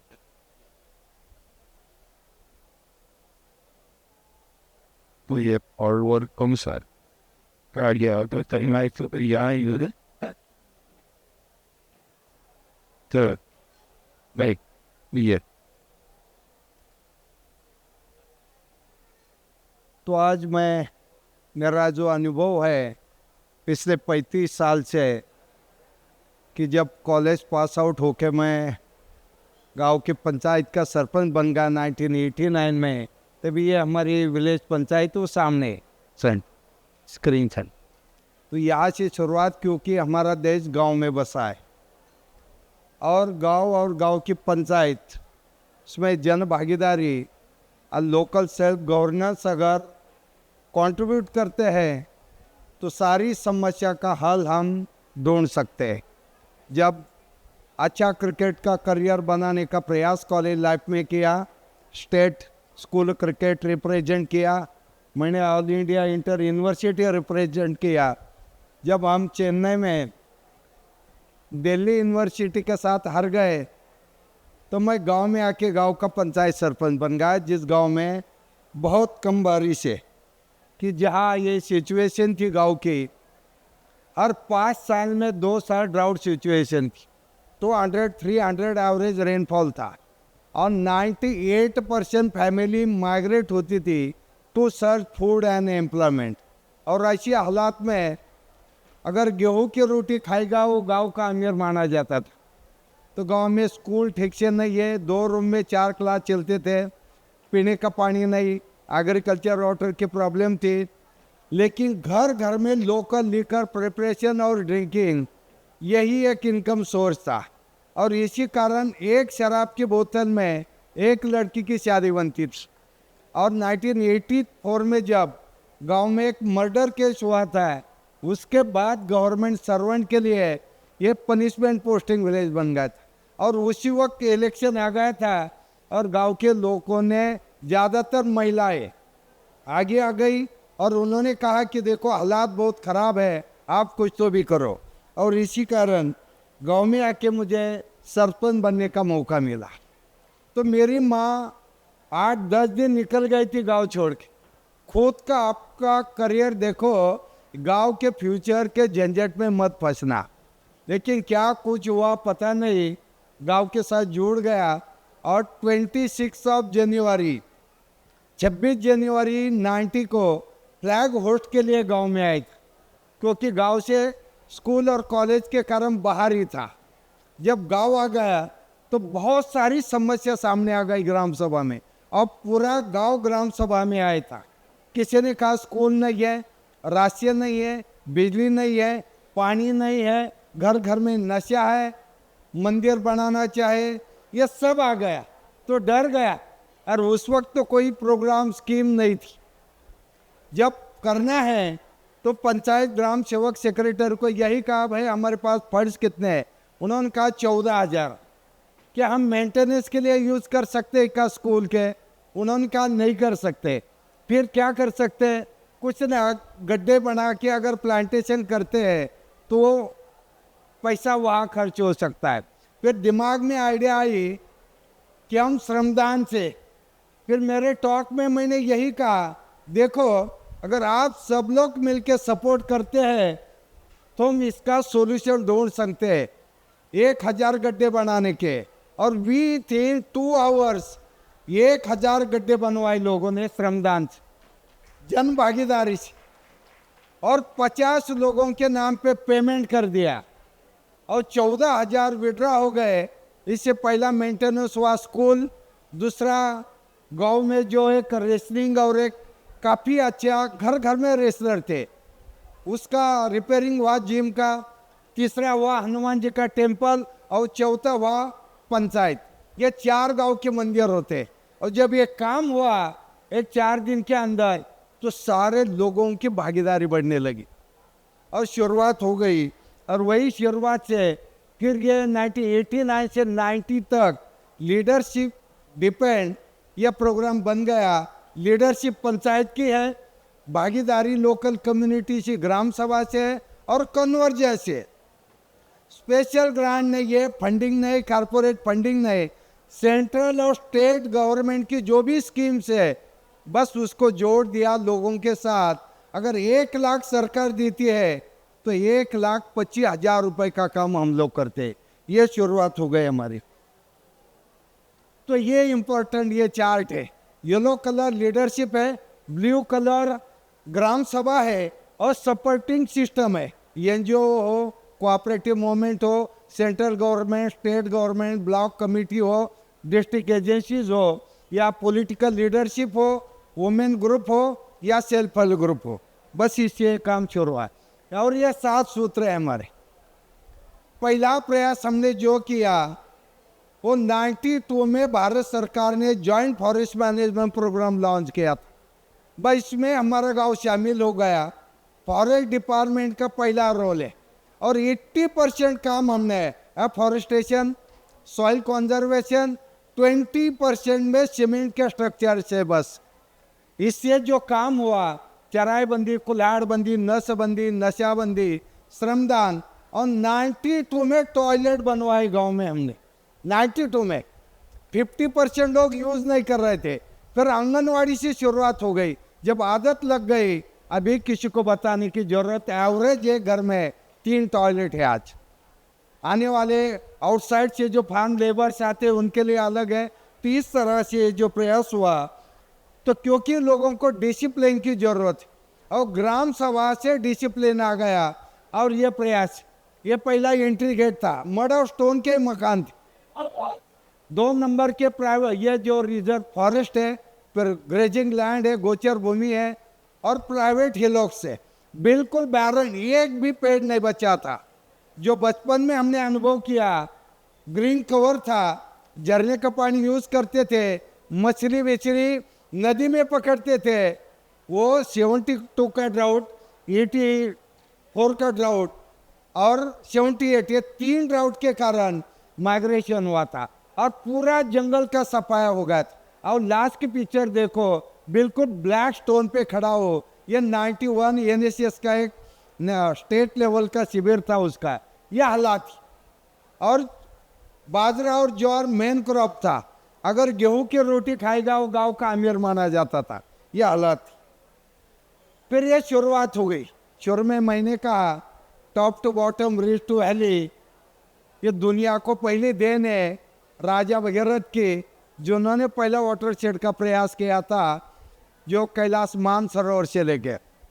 तो ये प्रयास जब शुरुआत हो गई तो उस वक्त जो फंडिंग सोर्स था महाराष्ट्र एम्प्लॉयमेंट गारंटी स्कीम, जो 1972 के ड्राउट के बाद आ गया, 76 में कानून बन गया, वही फंड्स जो कि लोगों को रोजगार देना है।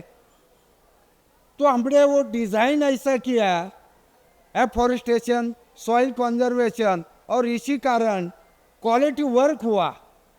और जब बारिश हो गई तो पहाड़ों का पानी पहाड़ों में, खेत का पानी खेत में, और नदी का पानी नदी में।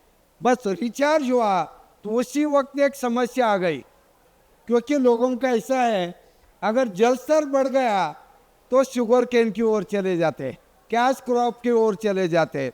फिर हमने एक्सपोजर निकाली लोगों की, जिन्होंने 5 साल पहले अच्छा मॉडल बनवाया था, और विथ इन 5 years वापस वाटर स्कैर सिटी में कन्वर्ट हो गया वो गाँव। और एक्सप्लॉयटेशन हुआ, क्योंकि शुगर केन, पोमोग्रेनेट, ग्रेप्स ये फसल आ गई।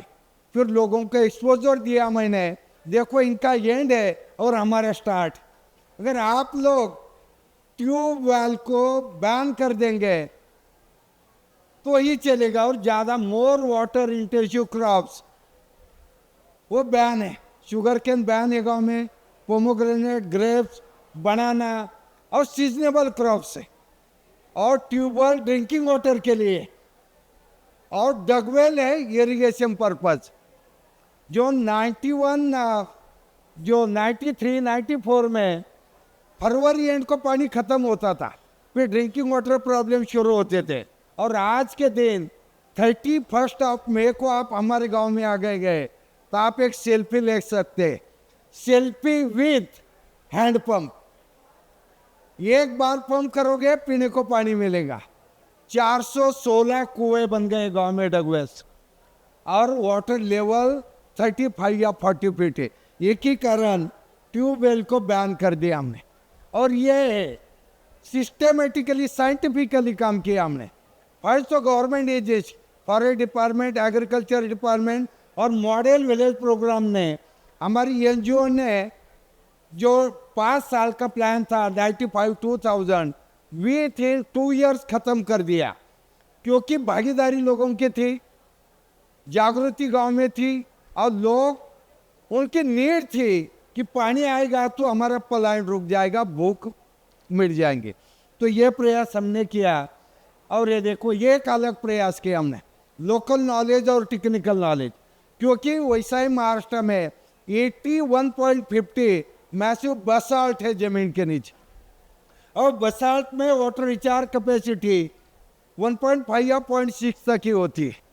तो हमने वो प्रयास किया। ये देखो, एक अर्धन बंड है, अगर 400 mm रेनफॉल है तो भी हैंडपम्प को और कुएं में उतना ही पानी मिलने का, जितना कम से कम 50-60 mm तक आ गया था, क्योंकि ये ऑपरेट होता था। ये हमारा लोकल नॉलेज, आज GID का टेक्निकल नॉलेज लिया, और ये पहला प्रयास किया, सरफेस वाटर को ग्राउंड वाटर में कन्वर्ट कर दिया, आर्टिफिशियल एक्यूफर्स क्रिएट किए हमने। 3 फेज में वो ब्लास्ट किया था, और सरफेस वाटर को हमने रिचार्ज कर दिया। आज वो हैंडपम्प अगर 300 mm तक रेनफॉल गया तो ऑटोमेटिकली फ्लो शुरू हो जाता है। यह प्रयास हम लोगों ने किया। और ये वाटर बजट 95 से हम लोग वाटर बजट के आधार पर क्रॉपिंग पैटर्न करते। अभी नवरात्रि में, अभी जब दशहरे के पहले दिन सारी महिला माता जी के मंदिर में आती, और हमारा रबी और समर सीजन का वाटर बजट के आधार पर क्रॉपिंग पैटर्न वहाँ पर डिसाइड हो जाता है। ये बहुत अच्छी तरह से हमने किया। और ये देखो, ये ऐसा है, अगर 100 mm है तो 100 अश्योर्ड है ड्रिंकिंग वाटर, और खरीफ का क्रॉप मिलेगा। 200 है तो ड्रिंकिंग वाटर 70% जो है वो खरीफ है, 50% रबी है। और 300 है तो अश्योर्ड है 70% खरीफ और 70% रबी और 30% समर सीजन का क्रॉप। और मोर देन 300 है तो समर सीजन और रबी का क्रॉप बढ़ जाता है। और ये क्रॉपिंग पैटर्न है। एक है onion, potato, all type of vegetables, floriculture, और ज़्यादातर डेयरी डेवलप हो गई। और ये थोड़ा प्रयास किया हमने, क्योंकि मैं काफ़ी घूमता हूँ। पिछले 45 साल में करीबन 15 लाख किलोमीटर मेरा टूरिंग हुआ। पूरे भारतवर्ष में घूमने का मौका मिला, विदेश में भी जाने का मौका मिला। और कई बार मैं पंजाब जाता हूँ, अभी लास्ट मंथ में जाके आए। वहाँ के ड्रिंकिंग वाटर सैनिटेशन सेक्रेटरी साहब के साथ एक मीटिंग थी, वो देखा जिस पंजाब की मिट्टी ने पूरे भारतवर्ष की भूख मिटा दी है। और आज पंजाब के हालात ये है 600-700 फीट नीचे जाने के बाद भी पानी नहीं मिल रहा, वाटर लॉगिंग हुआ और आमदनी इतनी बढ़ गई पर कैपिटा कि उड़ता पंजाब भी वहाँ आ गया और आमिर खान जी ने लाल सिंह चड्ढा जैसे फिल्म लाई और कैंसर ट्रेन रोजाना चंडीगढ़ से निकलती। गड़बड़ी वही हुई कि हमने क्वालिटी ड्रिंकिंग वाटर और सॉइल हेल्थ के ऊपर ध्यान नहीं दिया और पिछले 5 साल से हम प्रयास कर रहे हैं गांव में किचन फॉर हेल्थ। और ये सेडिमेंट लॉस जो कट ऑफ होता है मिट्टी का सॉइल, साथ ही साथ क्या चला जा रहा उसके ऊपर स्टडी किया। हमारा लोकल नॉलेज था एक्सपोजर के कारण और टेक्निकल नॉलेज हमने लिया एग्रीकल्चर यूनिवर्सिटी राउरी से और कार्बन सिक्वेस्ट्रेशन के ऊपर काम किया है हमने। अभी ऑर्गेनिक कार्बन लेवल 0.5 तक है हमारे। वाटरशेड प्लस ऑर्गेनिक कार्बन जो उसका अध्ययन करने वाला हमारा मॉड्यूल है और अभी वो लैब गांव में बनी है और काफ़ी अच्छे रिजल्ट है और इस तरह से उसकी टीम है और ये प्रयास हमने किया स्टडी एरिया इस तरह से। साथ ही में आइडियल विलेज जोरे बाजार जो मेरा विलेज 1000 हेक्टर में और ये खुद मैं भी जाता हूँ सॉइल सैंपल लेने के लिए और मेरा बेटा भी एग्रीकल्चर बेस एग्रीकल्चर में है और यूनिवर्सिटी के 2 स्टूडेंट है वो वहाँ पर अध्ययन करते हैं और ये प्रयास हमने किया 1 2 3 5 6 इस तरह से अलग अलग। और ये रन अप कैसा और पानी के साथ साथ क्या जा रहा और ये सॉइल ऑर्गेनिक कार्बन की ये अभी की सिचुएशन है। और ये देखो ये रिवर्स माइग्रेशन हुआ है। जिस गांव में ह्यूमन माइग्रेशन था उस गांव में अभी south African migratory birds south Africa से हमारे तालाबों के ऊपर आ जाते हैं और करीबन 70 फैमिली मुंबई पुणे ठाणे से रिवर्स माइग्रेट हो गई। उसमें 20 family SC ST NT community से। और ये देखो ये सिचुएशन, ये लास्ट वाली है ट्राइबल वुमेन है, ये ऐसे हालात में जीती थी। अभी उसके 2 बच्चे हैं, वो सॉफ्टवेयर इंजीनियर, अभी 40 लाख रुपीज का उनका बेंगलो बन गया है गांव में। और ये रिवर्स माइग्रेशन 3 सिचुएशन है, मर्डर स्टोन का मकान फिर 3 का और अभी तीसरा मकान बन गया, ये काफ़ी अच्छा है। और ये डेयरी डेवलप हो गई गांव में। 5000 litre per day milk collection है। साथ ही में ग्रास कटिंग भी होता है जो बायोगैस बनवाए हमने, जो स्लरी बाहर से आ गई उससे नेचुरल और ऑर्गेनिक की ओर चले गए हम। अभी 80% हम लोग केमिकल फर्टिलाइजर पेस्टिसाइड यूज नहीं करते क्योंकि बायोगैस बन गए, स्लरी आ गई तो सॉइल हेल्थ काफ़ी अच्छी हो गई। तो ये है एग्रीकल्चर डेवलपमेंट में हमारा ऐसा है कि अभी गवर्नमेंट ऑफ इंडिया कहती है डबलिंग ऑफ फार्मर इनकम। हमारे गांव में 5 टाइम्स एग्रीकल्चर इनकम बढ़ गया है किसानों को, 5 टाइम्स। और उसमें 91 मिलियन ईयर्स से अभी गांव में, जिस गांव में पीने को पानी नहीं था, चाय में डालने के लिए दूध नहीं था, उस गांव में अभी 91 मिलियन ईयर्स है। और पुणे के जो गोखले इंस्टीट्यूट है उन्होंने यूरे बाजार विलेज और प्लस 25 विलेजेस जो मेरे गांव के आधार पर महाराष्ट्र में करीबन 400 विलेजेस का डेवलपमेंट का प्रोग्राम ठीक है, अभी फास्ट करेंगे। और ये देखो ये सिचुएशन है गांव की अभी। सेम स्पॉट के फोटोग्राफ से ये देखो पहले वाली हालात, अभी सेम स्पॉट 1 सेंटीमीटर भी फोटो चेंज नहीं है, एक ही स्पॉट के ये हालात है गांव के। और ये देखो अभी मेरा बचपन जो था झरने का पानी पीते और जंगल से अभी फूल जो है फ्लावर कलेक्ट करने के लिए दशहरे के दिन चले जाते और ये अभी एक्सपोजर के लिए आते हैं बाहर से। ये देखो माइग्रेटरी बर्ड्स, अभी खाली टाइगर आना बाकी है, लियोपर्ड तक है हम। और ये जंगल को आग लग गई तो हमारा 30 सेकंड का मैसेज जाता है, तो करीबन 800 मोबाइल कनेक्ट है। तो लियोपर्ड हो या आग जंगल में लगती है तो उसको कंट्रोल करने का प्रयास होता है। और ये डेट वाइज है जब जंगल में आग लगे। और ये 1 educated man can change 1 home, 1 educated home can change 1 village, and one educated village can change everything. ये प्राइमरी 50% स्टूडेंट आउटसाइड से पढ़ाई के लिए आ जाते हैं. ये कोविड पैंडेमिक में ऑफलाइन स्कूल चालू था 2 साल. मुझे लगता है ये एक्सपोजर टूर है, गवर्नर साहब भी आके गए और 20 स्टेट के सीओज आ रहे थे. ये हेल्थ सब सेंटर है, एनिमल केयर सेंटर है, ये इंटरनल रोड है गांव के, ये अलग अलग प्रोग्राम जो है. टोटल लैंड सर्वे भी हमने किया, अभी कोई डिस्प्यूट नहीं लैंड रिकॉर्ड से लेके. और इस तरह से प्रोग्राम और ये श्रमदान हुआ था. अभी 35 इयर्स कंटिन्यूसली श्रमदान कर रहे लोग. ये स्कूल का निर्माण है, ये अभी किचन फॉर हेल्थ का प्रोग्राम है और ये तो सब चल रहा है. कैलाश भी जाने का मौका मिला और मानस सरोवर में नहाने का मौका मिला. और प्रभु रामचंद्र भूमि में जब आगमन हुआ तभी स्पेशल इन्विटेशन था और जिस शिला से प्रभु श्री राम की मूर्ति बन गई उसमें कुछ 300 पीछे निकल गए थे. उसमें एक हमारे गांव में भी आ गया. राम राज्य तो आ गया, ग्राम राज्य कब आएगा? हम सब मिलके ग्राम राज्य का प्रयास करेंगे तो हमारे देश में नहीं दुनिया भर में राम राज्य आ जाएगा. ठीक है, thank you so much sir. बस मुझे लगता है एक पंचायत का सरपंच, अभी मैं डिप्टी सरपंच हूँ, पहले तो अभी वुमेन सरपंच है. मैं पूरे भारतवर्ष के ITIM में भी जाता हूँ और मसूरी IAS अकादमी पहला टॉक 95 में दिया था. तभी से लेके ये की है, खुद की कोई NGO नहीं है, खुद कुछ काम नहीं करता हूँ, लेकिन जो लोग काम कर रहे हैं उनको कंट्रीब्यूट करने का प्रयास करता हूँ. मनरेगा से लेके जलयुक्त शिवार भी महाराष्ट्र का हो, या आमिर खान जी हो, या नाना पाटेकर जी, मकरंद जी जो महाराष्ट्र में प्रयास कर रहे हैं. साथ ही में जो भारत सरकार का IWMP प्रोग्राम हो, वो फर्स्ट नेशनल कमेटी का भी मेंबर मैं रहा हूँ. एक ही मकसद है, पूरे भारतवर्ष में पानीदार गांव कैसे बने. बस मुझे जो अवसर मैम आपने दिया बहुत खुशी है. हम सब मिलके पूरे भारतवर्ष को पानीदार बनाएंगे. धन्यवाद.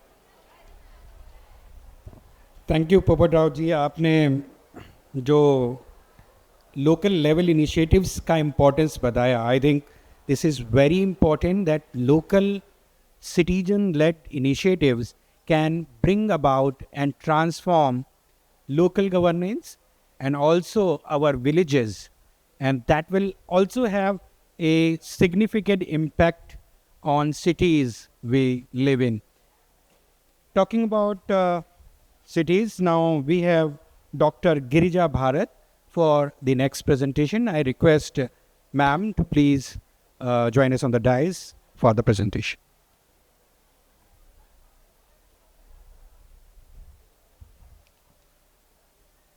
Namaskar. Thank you so much for this opportunity. My greetings to the organizers, especially Namrata Gandhi ji. Huge congratulations for having got all such technical people, people on the ground, people from the community, practitioners, and policy makers. Such an honor to be here. Thank you. To the disability.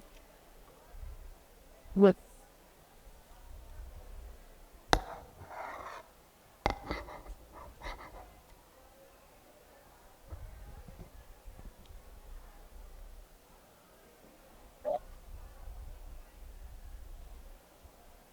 मेरे को दिखा से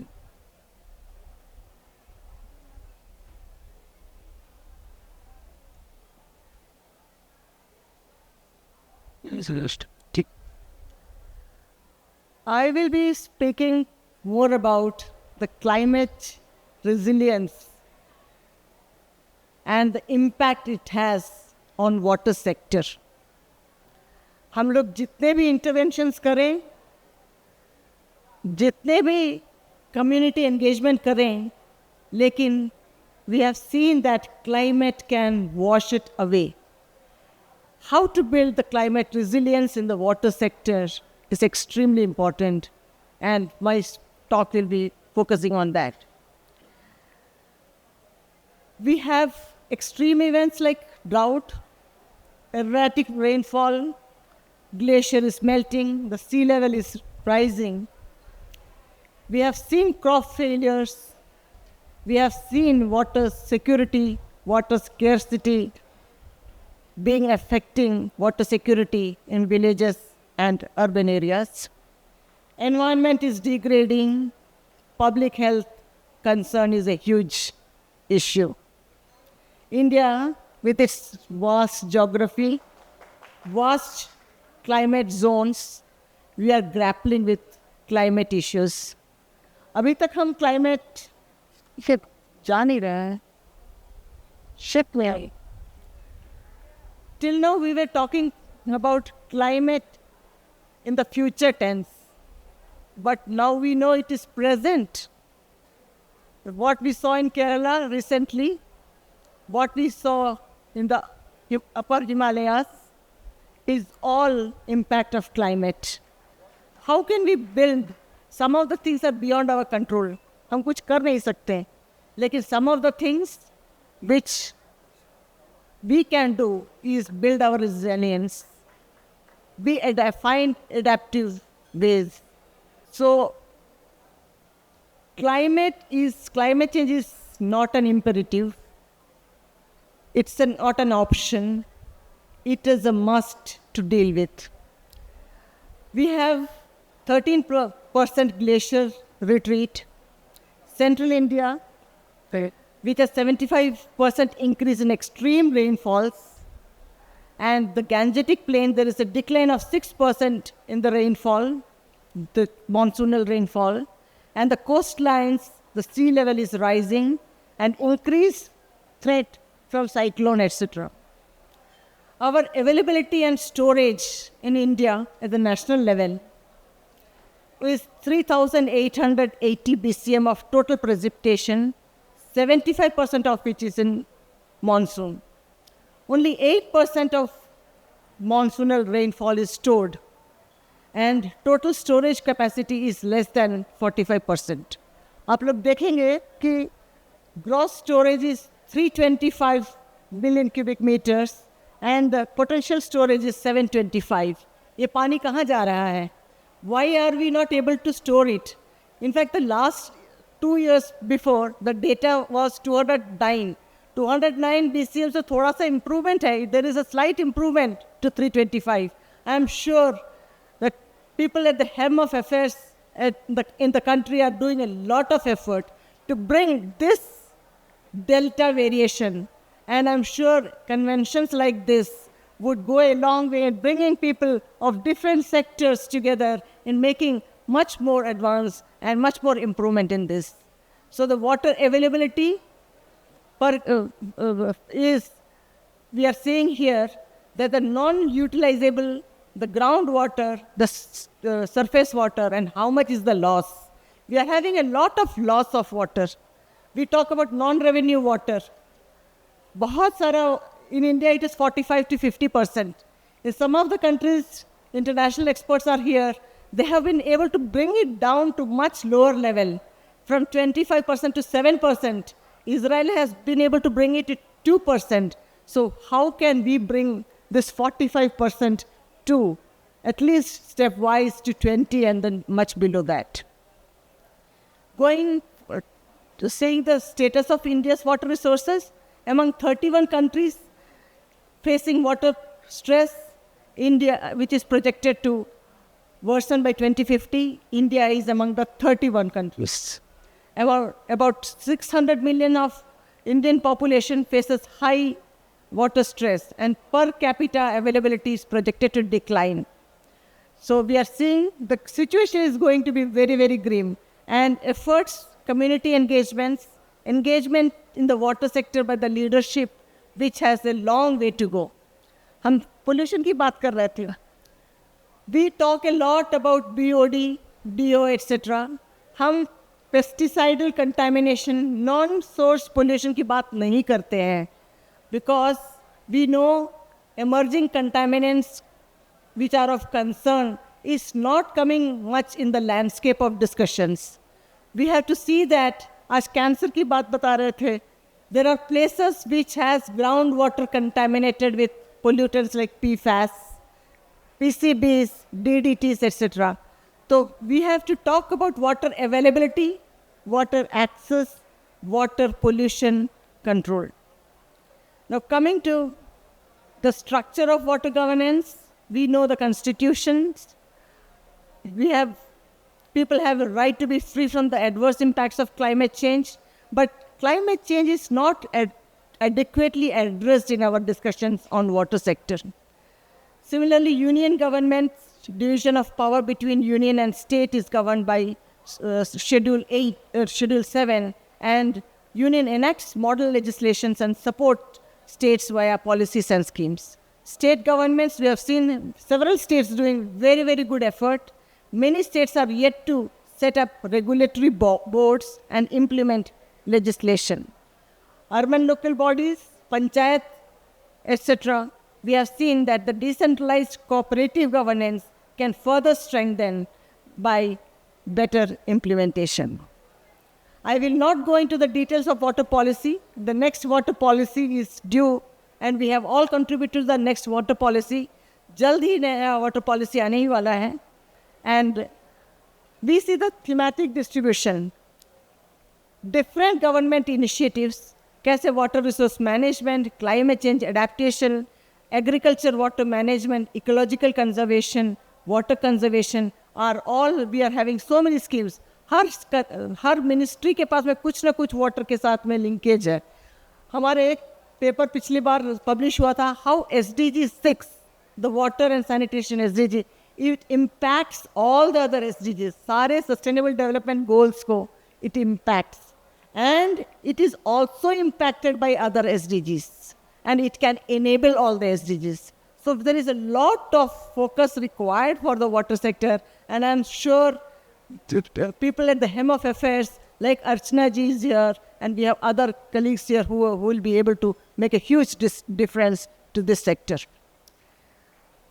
International and national case studies में I will not go into the details, लेकिन बहुत सारे countries में बहुत अच्छे case studies है. जैसे Perth, Australia has very good water use efficiency setup where they use grey water efficient labeling is there, enforce water restrictions with fines.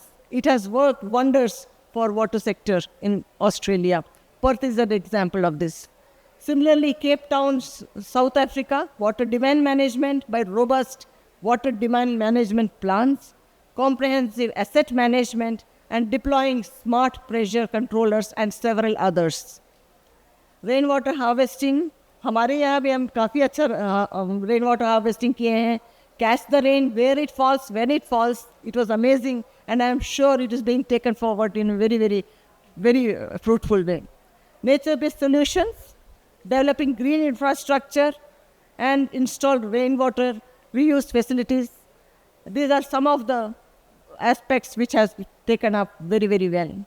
Similarly, Singapore का integrated water resource management, Israel का wastewater management, community-led conservation in India, Rajasthan has done extremely well, and our stalwarts who have spoken today, they have done extremely well.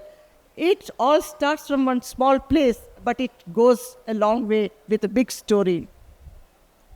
Similarly, Rajasthan में जो महिला self-help groups, the way they have worked on focusing on groundwater management and recharge are laudable. River-centric development, which is done by NMCG and NIUA, which has established knowledge platforms. We have seen that it promotes river-centric urban planning and development. कुछ recommendations हम दिए हैं. Climate resilience यानी जलवायु प्रतिरोधकता से जूझने का, and these are bucketed in some 8 points. Regulatory aspects, conservation of water storage structures, sustainable groundwater management, water demand management, integrated water resource management, climate resilient infrastructure, integration of artificial intelligence, IoT, and community engagement and social equity. I will not go into the details of this. मैं जानती हूँ बहुत सारे speakers हैं, बहुत सारी interesting stories हैं, But then broadly, legislation on climate change is required. We need a National Climate Change Act which provides legal framework for addressing climate change impact and mandates adaptation and mitigation measures with a comprehensive national framework for climate resilient water management with clear guidelines, action plans, targets and accountability measures. हम कई बार देखते हैं बहुत बड़े बड़े policies बन जाते हैं. We have in India, we have wonderful policies, but the implementation, the action plan becomes a challenge. We have to see that they are enforced, they are taken into action in a very targeted manner, and seeing that we have such powerful people who can steer it on the ground, like we have seen, and at the top of the rung. Similarly, we have overlapping administrative responsibility structures. कई बार होता है कि responsibility structures are like everybody's business becomes nobody's business. So many of the initiatives fall between the cracks. We have to see that there is convergence of thought, yet roles are very, very clearly defined and distinguished. There is a need for comprehensive river basin management for better planning, because each of the major rivers, we have to have responsible administrative authorities to develop and implement basin level master plan. It is a must. And coordination with stakeholders, ensuring sustainable development is very, very important for climate change impacts. Similarly, community resource versus private resource.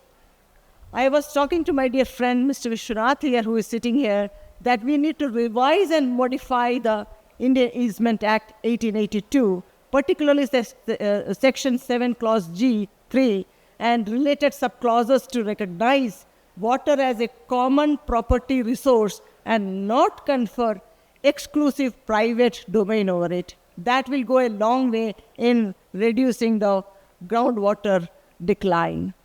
There is need for national level body to oversee the enactment of Water Resource Act and a water regulatory authority and quantifiable targets.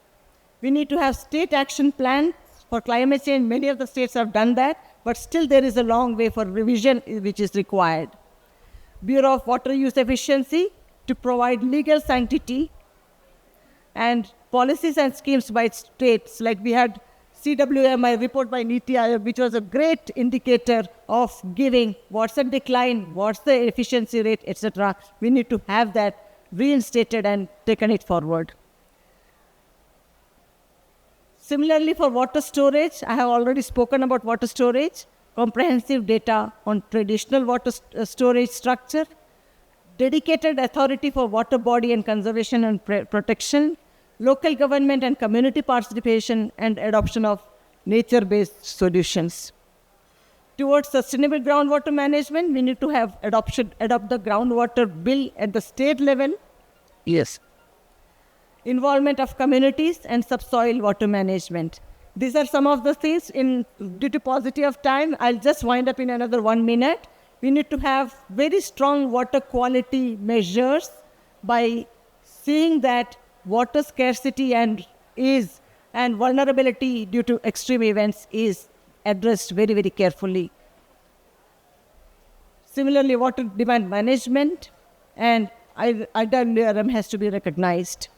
Climate resilient infrastructure, we have to have mapping of the infrastructure and see how climate resilient they are. Artificial intelligence and Internet of Things have to be integrated in this type of mapping exercise. Community engagement, I have already mentioned, I'll not go into the details. In summing up, I would say we have a long way to go, but the progress which we have done till now is also quite good, given the variety, geographical variation, climatic variation that India has been having. There's a long way still to go, but laud the efforts of districts and efforts by ground level workers. Thank you so much. Thank you very much, ma'am. Sorry, I was pushing for the time, but ma'am talked about the need for building resilient infrastructure in cities and also ensuring that when there are climate change impacts, so we need to manage our water efficiently and also build our infrastructure in such a way, because we have seen that in the negative impacts of climate change, the rainfall of 1 month, the intensity and the frequency is they are having a huge negative impact on urban infrastructure, urban life. We have seen this in Chennai, we have seen this in Mumbai, in Shimla, Himachal Pradesh very recently. So there is a need for building resilient infrastructure for our cities. So we have Dr. Rakesh Kumar to speak on community-driven, affordable and natural restoration of lakes and water bodies, and he will present the case studies. Dr. Rakesh Kumar, over to you. Thank you. So thank you, Pandiji, and wonderful Rajiv ji and all the people who are involved in this exercise to invite such a set of people. मैं थोड़ा track change करना चाहूँगा. Water में जितने भी हम लोगों ने ग्राउंड वाटर की बात की है, उसमें कुछ एक और चीज़ें हो रही हैं जो which is becoming very very unique. And some people, recently gave an example that Singapore is using treated sewage and supplying to its citizen. Why don't we do it in India as well? So I had to tell him that, it's not Singapore, we are already doing it. Delhi ka sewage goes to Mathura, Agra, and finally it gets treated and is supplied, right? And this not only 15% which Singapore does, we do almost 50-60% of that. So frankly speaking, when we look at our rivers and groundwater, there is one big source which is in urban area and which is also becoming in rural areas as well. That is sewage. अगर sewage को अगर आप ध्यान से देखेंगे scientifically, it has only about 1.5% pollutant. Rest of it is actually water. So issue is something which is rainwater comes once in a year in that 2-3 months का period. But ये sewage वाला जो सोर्स है वो perennial है, and हमारे जो कुछ नाले हैं they are more perennial than are rivers. तो उसकी जो संख्या, उसकी जो नंबर्स हैं, अगर आप ध्यान से देखेंगे तो it will start giving an idea that just class A and B, class 1 and 2 cities in India, we generate more than 70,000 million liters per day of wastewater, and that has only 1.5% of pollutant. What we need to do is just take that out and use these as a source. So I'll just speak about that. How can we do it? Madam also talked about nature-based solution. क्या हो सकता है? So one of the biggest example of our sewage treatment plants not working across India, almost 70-80% of them face a lot of problems, is because of power supply. So I'll show you something which can be done without anything in that chemicals and mechanical system that we talk about. So you see, these are the typical nala which we see in all cities, which is flowing with everything else that you think of. And when we start thinking of doing anything in that, it's a big challenge because it's in community, रास्ते में रहता है, it is always the backyard of your house, so we are not bothered. And whenever we have been discussing that how do we take care of nalas and drains in our cities, I always keep saying that just change the orientation of our building. कि हमारे घर का जो main दरवाज़ा है नाले की तरफ अगर आप रखते हो, then people will start taking care of that. So I think that's the kind of need which is required. So what has happened, if you see the picture on right hand side of yours, these are so-called mechanical treatment plants which requires huge infrastructure, and after doing all that infrastructure you require 30-40% of O&M cost every year. तो ऐसा लगता है कि all the capital cost that you are spending हर तीसरे चौथे साल में आपको फिर से उतना ही खर्च करना पड़ता है. In place of that, if you can use a natural system which is called wetland, you can actually do the job almost in the similar area but in a much more efficient way. So what normally is done is a little scientific, but I'll just tell you, ये जो जितने जो items लिखे हैं, primary treatment, secondary treatment, polishing and disinfection at the bottom, वो normally mechanical treatment plant में होता है. लेकिन अगर आप wetland को अगर ठीक से डिज़ाइन करें, you can almost do exactly the same processes and achieve the same results, similar results, which we have been able to do it. So there are a lot of such examples, horizontal flow wetland, and there are subsurface wetlands, surface wetlands. Basically when we want to solve this problem of this wastewater which is coming in our drain, it's important to know what is going inside of that.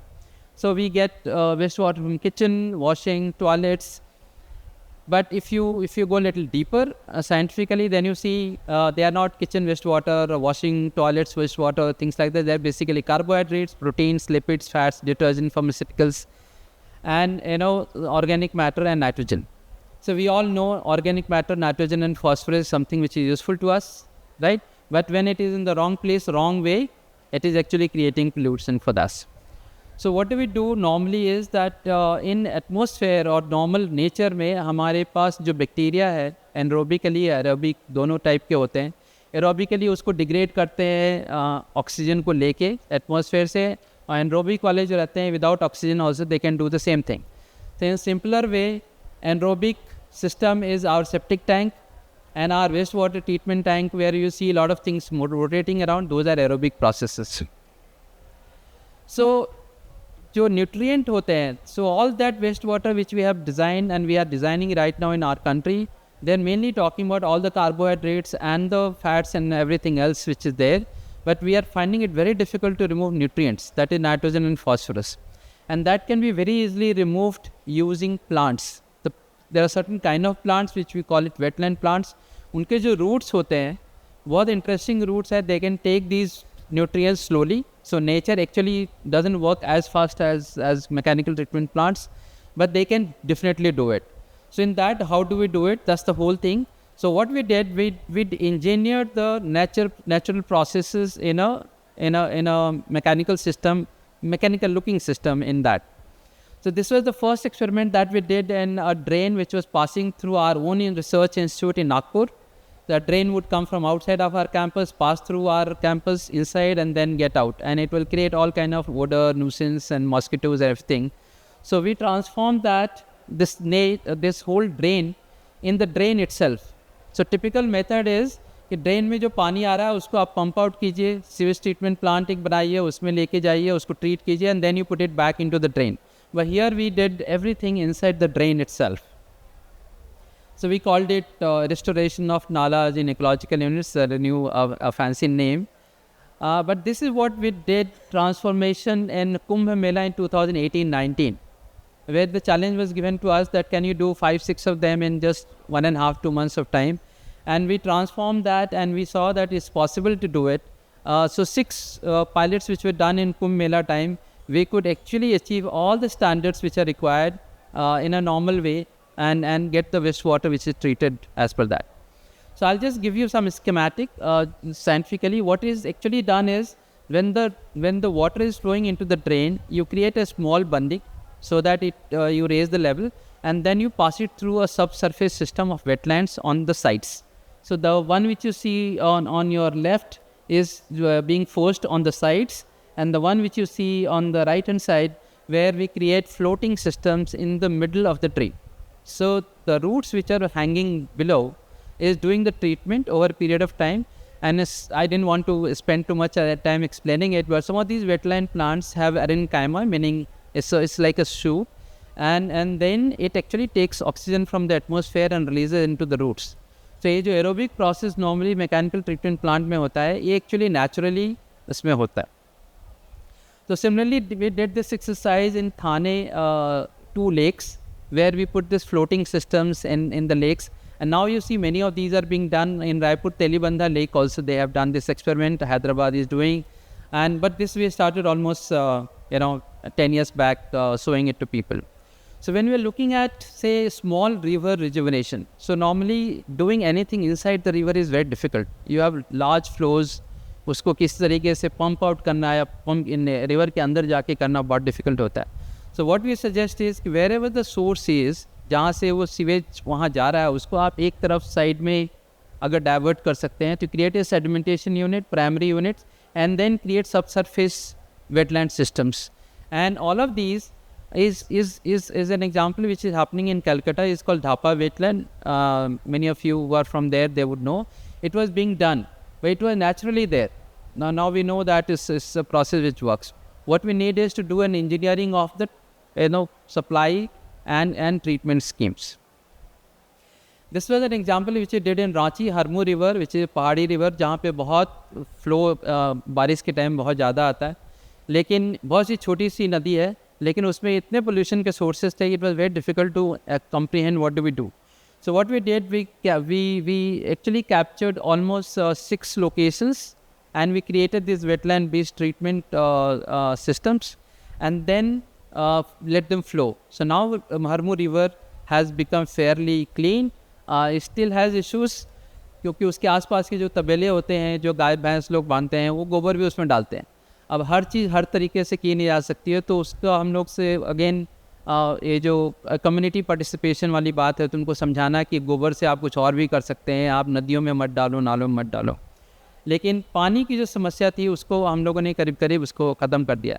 So moral of the story is कि जो silt part है वो बहुत difficult है, उसको physically ही हटाना पड़ता है. सिल्ट अगर आपका हट गया तो ड्रेन को उसी में अगर आप ट्रीटमेंट करते हैं तो वो आपके लिए एक रिसोर्स हो जाता है, आपके लिए पानी का हो जाता है. औरंगाबाद शहर जो महाराष्ट्र में है, वहाँ पर अनट्रीटेड सीवेज को लोग बाहर निकाल करके ट्रीटमेंट करते हैं. ट्रीटमेंट करते हैं मतलब in the sense they take it to the agriculture field और उसमें वो यूज़ कर रहे हैं. तो बहुत सारे जो पालक बहुत ग्रीन हम लोग को दिखते हैं, actually it has very high nitrate, और उस तरह का पालक अगर आप खाते हैं तो किडनी डैमेज होती है. So anything very high greeny leafy vegetable is sometime very dangerous. So it is important the sewage can be treated, and same sewage जो ट्रीटेड है उसके पास नाइट्रोजन एंड फॉस्फोरस की मात्रा एग्जैक्टली उस रेंज में होती है कि उसको आप इरिगेशन के लिए यूज़ कर सकते हैं. So this is something which transformation which has happened. I can share more details because time is short. I thought I'll just give you a glimpse of it. So basically canna plant जो होते हैं, wetland canna, scrippers, elephant grass, these are the kind of wetland plants which can be used for these purposes.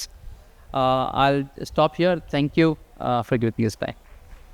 Thank you so much, sir. And now we have another speaker to speak on decentralized planning, integration and convergence. Mr. Manoj Kumar, State Lead of Pradhan.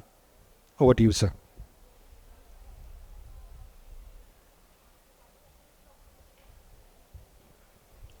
First of all, I would like to thank District Administration Dhamtari for giving me this opportunity to share my experience, my work for this August gathering, जहाँ पर के देश विदेशों से expert हैं, plus हमारे बीच में Padmashri awardee हैं. तो आपके सामने प्रेजेंट करना वाली बहुत सौभाग्य की बात. हम प्रेजेंट करेंगे एक छत्तीसगढ़ का ही high impact mega watershed project का experience. High impact mega watershed program एक इनिशिएटिव 2018 में स्टार्ट हुआ. ये इनिशिएटिव है गवर्नमेंट ऑफ छत्तीसगढ़ का, plus CSR like axis bank foundation, BRLF, Ford foundation and Chhattisgarh के ही लोकल 13 NGO का. और ये हम प्रोग्राम छत्तीसगढ़ के ही 13 ऐसे जिलों में चल रहे हैं जो कि एक टाइम में गवर्नमेंट ऑफ इंडिया के द्वारा क्रिटिकल ब्लॉक आइडेंटिफाई किए गए थे. तो ऐसे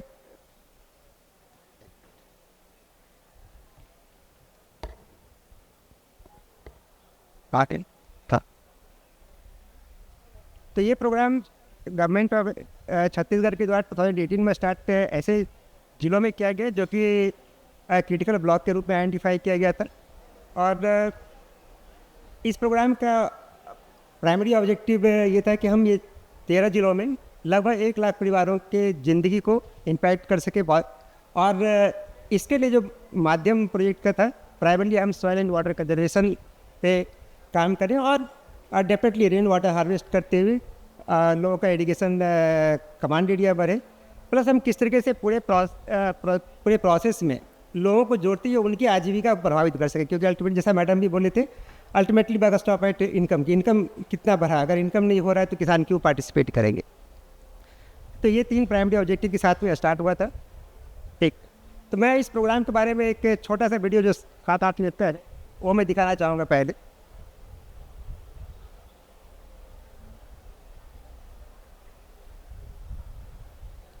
कहाँ पर, हाँ एक फोल्डर का इसे वीडियो एक होगा चला रहा है. ठीक।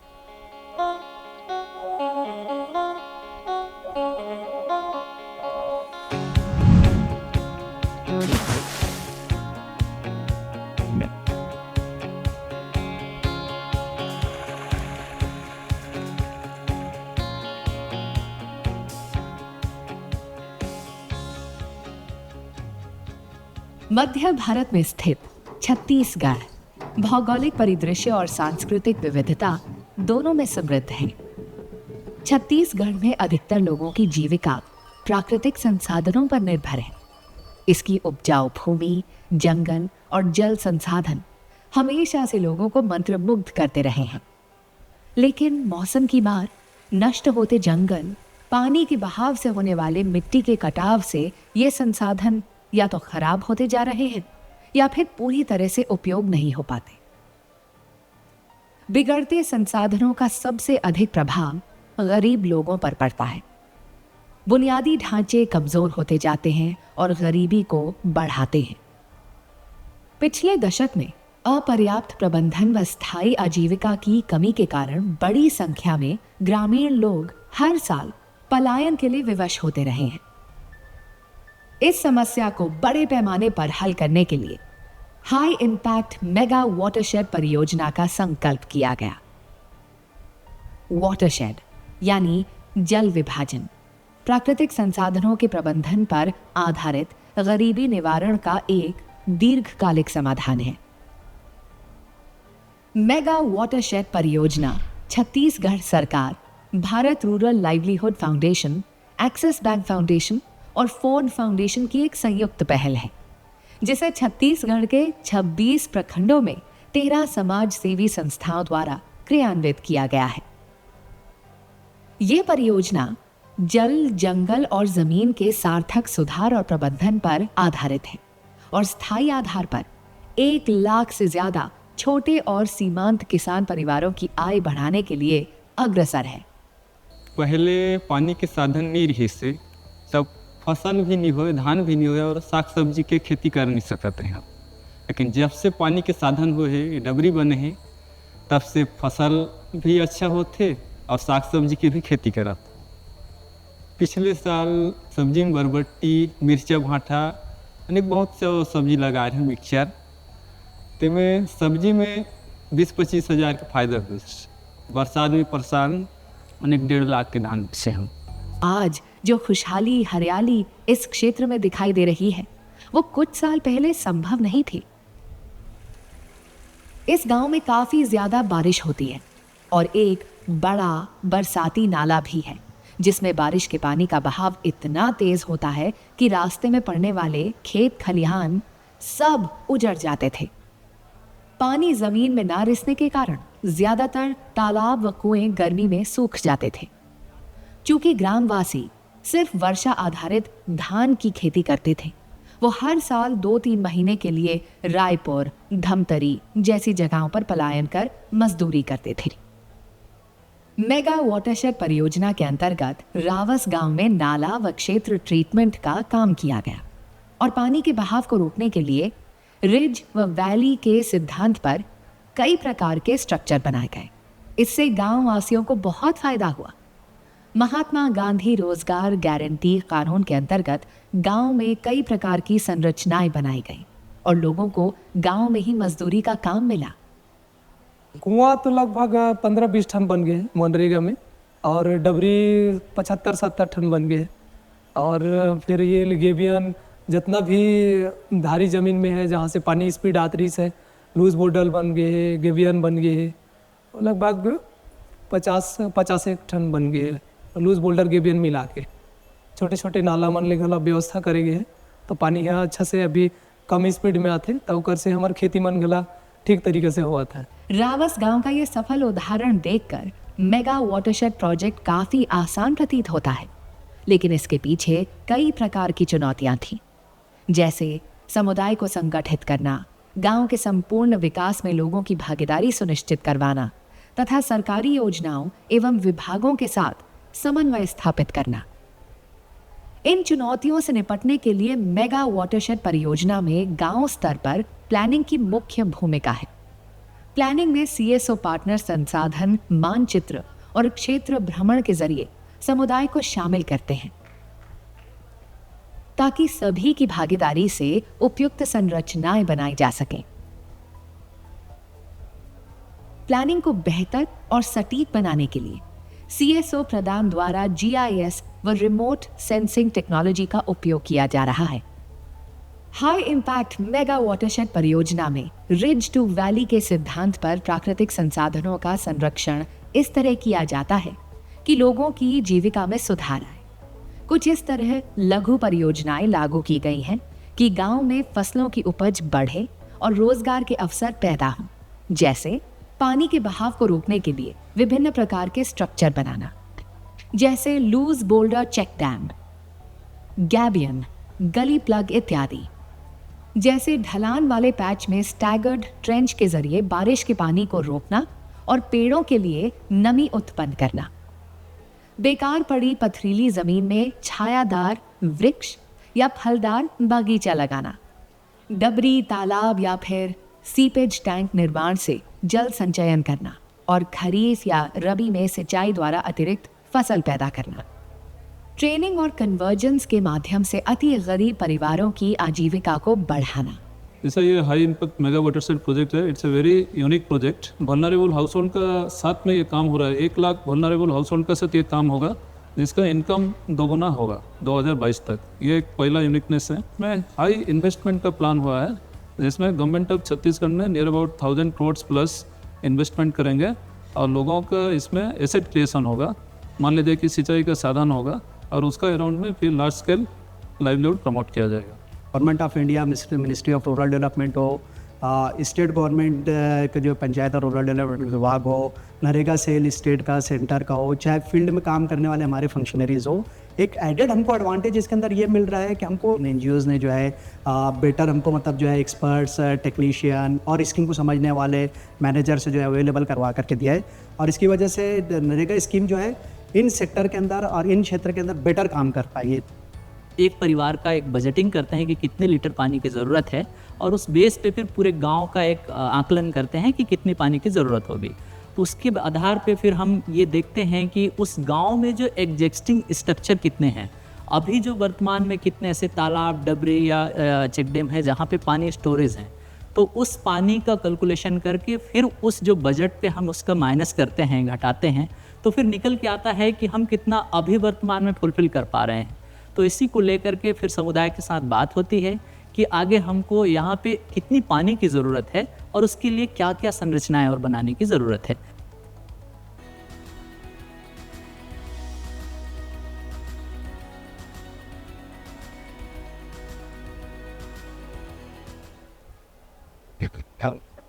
Next, ये पूर्ण के था practice. And अच्छा, तो ये एक्सपीरियंस मेगा वाटरशेड का 13 जिलों में छत्तीसगढ़ का। और यहाँ पर जरूर मैं बोलना चाहूँगा कि ये स्टार्ट धमतरी जिले से हुआ था 2011 में। यहाँ पर कि हम लोग भी यहाँ से लोगों को लेकर के आपके काबिल बाजार गए थे, डालीगंज सिटी गए थे, और वहाँ से देखने के बाद हम लोगों ने इस तरीके का एनर्जी में प्लानिंग शुरू किया कि रोजगार गारंटी हम कैसे पानी के लिए यूज़ कर सकते हैं।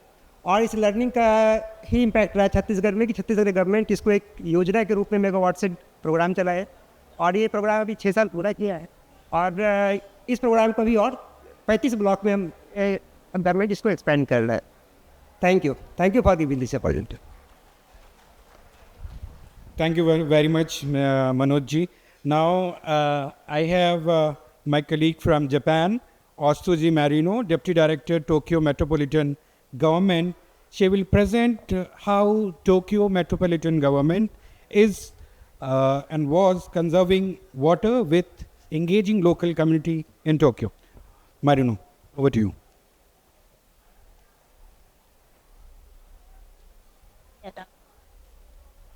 Thank you. So good day to you, everyone. It is a great honor to be here today, and I appreciate everyone who is involved with this conference. So let me start by introducing myself.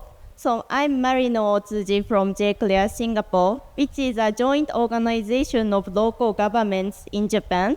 And since I'm seconded from Tokyo Metropolitan Government, today I'd like to, thank you. You're right. Talk about the community engagement for water conservation in Tokyo.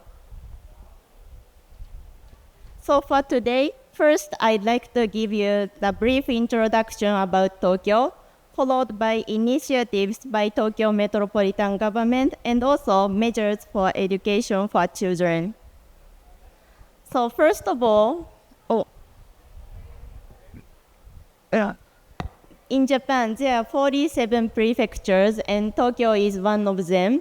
Since the area is quite small, Tokyo is the most densely populated city in Japan. And the first image that comes to your mind when you hear about Tokyo is that it is highly urbanized. But actually, Tokyo is divided into 3 areas. And even water supply system is different from each area. So today I will only talk about the general information about it. But before I go on further, I shall give you some background information. So it may be hard to believe when you look at the Tokyo today, but in 1960s, because of the Japan's booming economic development and coped with the preparation for the Tokyo Olympic game. So Tokyo was quite suffered from the short rain water shortages every year. And the most severe year was the year 1964. So the left picture is the river you mainly takes the water from. So it was almost dried out. So this year Tokyo was called Tokyo Desert because of the shortage of water. And we even provide water to citizens by water tanker. So Tokyo Metropolitan Government and also Civil Defense Force and even US military distributed water like the right picture. So prevent these things happening again, we take many kinds of measures to save water. So let me introduce some of it. So when we talk about water conservation, one important aspect is to prevent water leakage.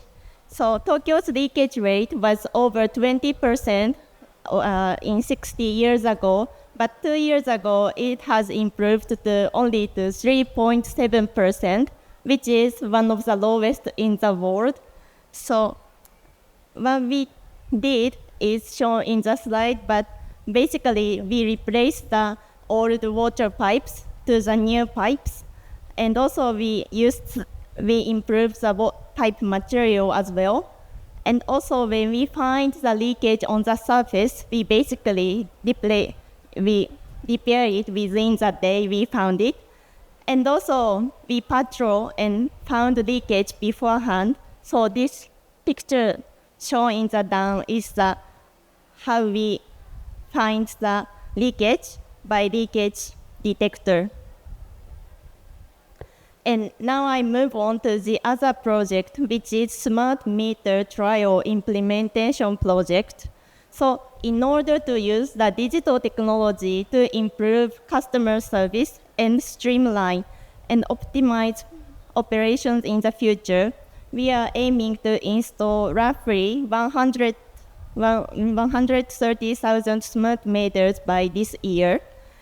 And we install smart meters not only at pilot place, but many kinds of places, such as difficult to meter places, or even public facilities, and even apartment or redeveloping zone. So we install this smart meter in many kinds of places and get the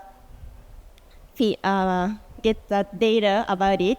And based on this outcome, we are thinking to implement the smart meters in all households by the end 2030s. And another important aspect is to raise citizens' awareness about water conservation. So what we do now are shown on the slides, but first we hold community workshops. So we basically visit organizations based on their request and provide lecture to them. And second, we established a system called water support system, so which is aimed to deepen the customers' understanding through dialogue with TMG staff. And we can also get a direct message from the citizens as well. And also we can give the exact water system to customers as well. And lastly, the Suido caravan, in English, water caravan. So there are two types of, and one is for students at school. So basically TMG staff visit the schools to give the information. And the second one is for family. So we hold some kind of event at the shopping center, mainly for the weekend, so that families who visit the shopping center can learn about water system in Tokyo. Then next, I'd like to talk about the education on water conservation for students in Tokyo. So in Japan, the curriculum guideline by national government determines the grade as well as the content that students should study related to environmental issues. So for example, we learn about waste management or water management when we are in 3rd grade or 4th grade when we are in elementary school. So what we do is we publish the educational material for 4th grade students in elementary school every year. And this picture shows the cover of the material. And the contents are shown on the slide, but like, first of all, so water in everyday lives, and also information behind like where water comes from, about the forest, dam, water storage tank, water treatment facility, and also pipes, and followed by stable water supply, measures against disaster, and also the importance of protecting the forest, something like that. And of course, we provide materials for teachers to how to utilize this material. So, for example, we do not emphasize water saving, but also the perspective that it is vital to avoid wasting water so that we can use enough water when we need it. And also inform children that water management are important to maintain the people's healthy lives. And also in the section of dam, we do not only talk about the function of the dam, but also behind the scene, like the hardships and cooperation to build the dam and also maintain the dam. And it is especially important for the children in central area of Tokyo who do not have a clear image about dam or these kind of things. And next, in Japan, poster and essay competition is also quite common way to raise children's awareness about environmental issues. So we organize the poster and essay competition for the water management as well. And this picture on the slides are the winning works of the 65th contest. And this year, we have conducted the 66th contest. So actually, we've been doing this poster and essay competition for many years. And last but not least, Tokyo Metropolitan Government also operates some facilities to raise citizens' awareness. And there are 3 main facilities. One is Tokyo Water Science Museum. This museum is mainly for students, so people can enjoy learning about the nature or the water walks by experience-style exhibition. And under this facility, there is a water supply facility. So basically, some students visit the museum, and together with the water facility, it can be a good field trip. And next one is Tokyo Waterworks Historical Museum. So this is more for adults and showing the history of waterworks from like 400 years ago till now, and explain also about the importance of water. And last one is located next to a dam observatory. And here people can learn about the function of the dam and also can walk around the water forest. And also there is a eatery there and people can just go and have something like a weekend short trip. And this is not exactly my main purpose of my presentation, but this curry is the popular Japanese style curry at this eatery, and this shape looks like dam. So actually this curry is called dam curry, and it is popular all over Japan, not only at this dam but also other dams across Japan. So people feel dam quite something like close with them. And we also introduced the water conservation forest to citizens. So we organize a guided tour by TMG staff, and also we make some videos about it and post it on YouTube. So we carry out various initiatives for residents, including tours not listed here. So to raise awareness among local residents on water conservation, it is important to implement various resident-centric activities that are easy to participate, so as to encourage more local residents to conserve water wisely. So I think the project I introduced today, each of that is very small, but together with many other projects, I think we can make a big difference. So with this, I would like to end my presentation. Thank you. Thank you very much, Marino. You mentioned about the dam curry at a very wrong time because we are a little bit delayed for the lunch, but we will try to finish the session in time. Now I will invite Ranjan Panda, who is known as Waterman of Odisha, so that how he has worked with local communities in Odisha and especially near Mahanadi.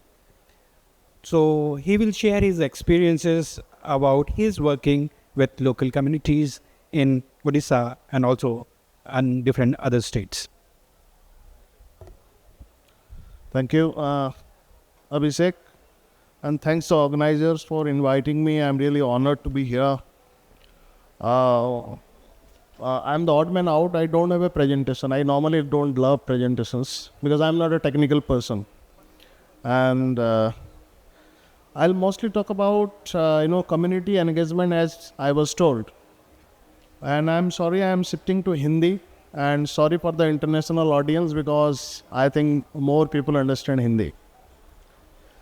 एक तो हम लोग जब पानी और समाज की बात करते हैं तो उसमें हमारा ही जो एक्सपीरियंस है 35 इयर्स का, not only in India but everywhere, like मैंने दूसरे रिवर बेसिन्स पे भी काम किए हैं, इंडोनेशिया में काम किया है, बांग्लादेश में काम किया है और उड़ीसा में काम किया है, इंडिया में काम किया है जैसे, और फिलीपींस में काम किया है. तो अगर हम देखें पिछले 30-35 साल में जो कुछ चर्चाएं इधर हुई है, एक बड़ी परिवर्तन नदी का तो हुआ है, पानी का तो हुआ है कि पानी जो है अभी छलांग लगाने लायक नहीं रहा और पीने लायक नहीं रहा. हर जगह से हम लोग घर को तो नल ले आ रहे हैं, लेकिन जैसे प्रोफेसर कुंडू ने बहुत अच्छा बोला था दिल्ली में एक प्रोग्राम में, और वो मुझे बहुत इम्प्रेस किया कि हम लोग जैसे पहले खुले में शौच करते थे, घर में खाते थे, खुले में शौच करते थे, अभी जो है बाहर खाते रहते हैं और घर में आके शौच करते हैं. तो हमारा एक कैरेक्टर बदल गया है. We are all wanting to have toilets, but in the case of rivers, in the case of water, we have actually been something different. हम अभी वही सोच रहे हैं कि हमारे घर में स्वच्छ पानी हो, लेकिन हमारे तालाब गंदे हो, लेकिन हमारे नदियाँ जो हैं उसमें डंपिंग यार्ड बन जाए, सो वी डोंट माइंड। तो अभी एक हम लोग अगर देखा जाए तो एक समाज के तरह से अगर देखेंगे तो यही हालत है। और technically there have been several developments, जैसे वेटलैंड वाला प्रेजेंटेशन दिए सर ने, उन्होंने एक बहुत ही अच्छी बात कही, और जो हम लोग हमारे कैंपेन्स में कहते हैं, हम लोग एक यूथ फॉर वाटर कैंपेन शुरू किए हैं 2019 से, यूथ के साथ काम कर रहे हैं, और उसमें हमने एक पहलू पे काम किया है जो I think the crux of the message I took from that wetland presentation is nature doesn't work the way we work. 3 second 30 second का रील के हिसाब से नेचर नहीं काम करता है कि अभी सुबह मशीन में कुछ डाल दिए और शाम को इम्पैक्ट्स आ जाएगा। और हमने मिलियंस ऑफ ईयर्स का एक सिस्टम को, एक रिवर सिस्टम्स को, एक नेचर सिस्टम्स को एकदम ये 300 साल में इतना बिगाड़ दिया है, और अभी सोच रहे हैं कि कैसे सॉल्यूशन मिल जाए।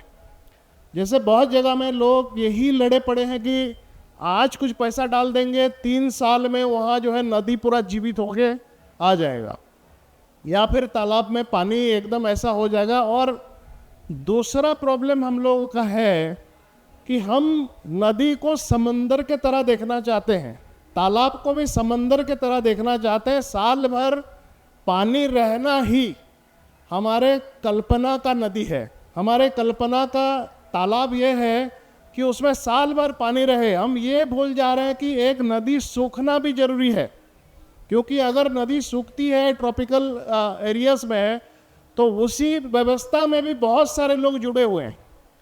जैसे अगर महानदी में भी देख लीजिए, हमारे बहुत रिसेंट लेख है कि जिन लोगों के ज़मीन नहीं है, महानदी के आसपास रहते हैं, तो नदी सूख जाती है तो नदी उनका ज़मीन बन जाता है, उसमें वो खेती कर लेते हैं और कुछ अपना जुगाड़ कर लेते हैं। So that is a kind of stakeholders of a river.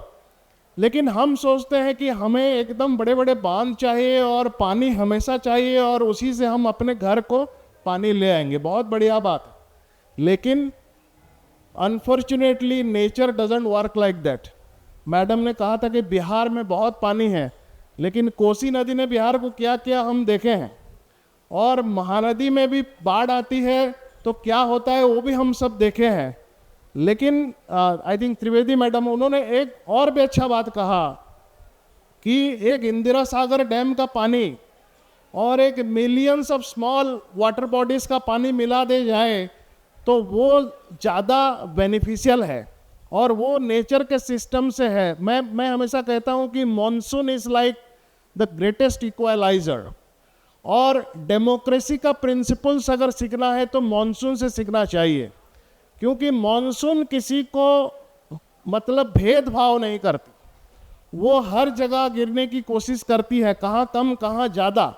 लेकिन हमने उसको पहचानने में गलती कर दी। हम सोचते हैं कि हम एक जगह में कहीं पर उसको बहुत बड़ा एक स्ट्रक्चर बना के रख देंगे, लेकिन ये भूल गए हैं पिछले 30, 40, 50 साल में कि हर जगह पानी गिरती है और हर जगह उसको बचाना है। जो कि आज के जो दिग्गज लोग यहाँ बोल के गए हैं कि पानी को बचाना है तो आपको हर जगह बचाना पड़ेगा। ये रीच टू वैली जो है, ये सारे अप्रोचेस का एक मतलब है कि nature is not an a thing in isolation. एक नदी जो है ये एक व्यवस्था है, it's a connected common property resource, और उसी को अभी समझाने का कम्युनिटी के साथ तो हम काम करते हैं। Community unfortunately is not the same, like Japan में what they are doing in Japan is a completely different community.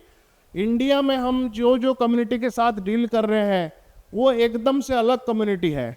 और फॉर्चुनेटली इंडिया में we have got the Bhagirath system of water thoughts, जो कि लाइक यूरोपियन सिस्टम्स का बहुत अलग है। The Promethean system was like structural engineering of rivers. हमारे यहाँ भागीरथ सिस्टम जो है that is a philosophical engineering of rivers. और हमने वही कहीं एक गलती कर दी कि हमने पूरा स्ट्रक्चरल जो है सिस्टम डाल दिया पानी के ऊपर, और ये सोचने लगे विथ ऑल ड्यू रिस्पेक्ट कि engineers can solve our water problems, civil engineers. यही मैं सोचता हूँ कि एक बड़ी बात है, और इसके ऊपर अगर समझ एक बार आ जाएगी कि water is a societal subject as well, water is an ecological subject as well, water is an eco hydrological subject. It's a dynamic subject. It's not just a civil engineering subject to deal. और हम लोग ये सोचते हैं कि नदी को ऐसे ले लेंगे, वैसे ले लेंगे, वहाँ काट देंगे, वहाँ काट देंगे, वहाँ बैंड कर देंगे, और जैसे पानी को हमारे घर तक ले आएंगे।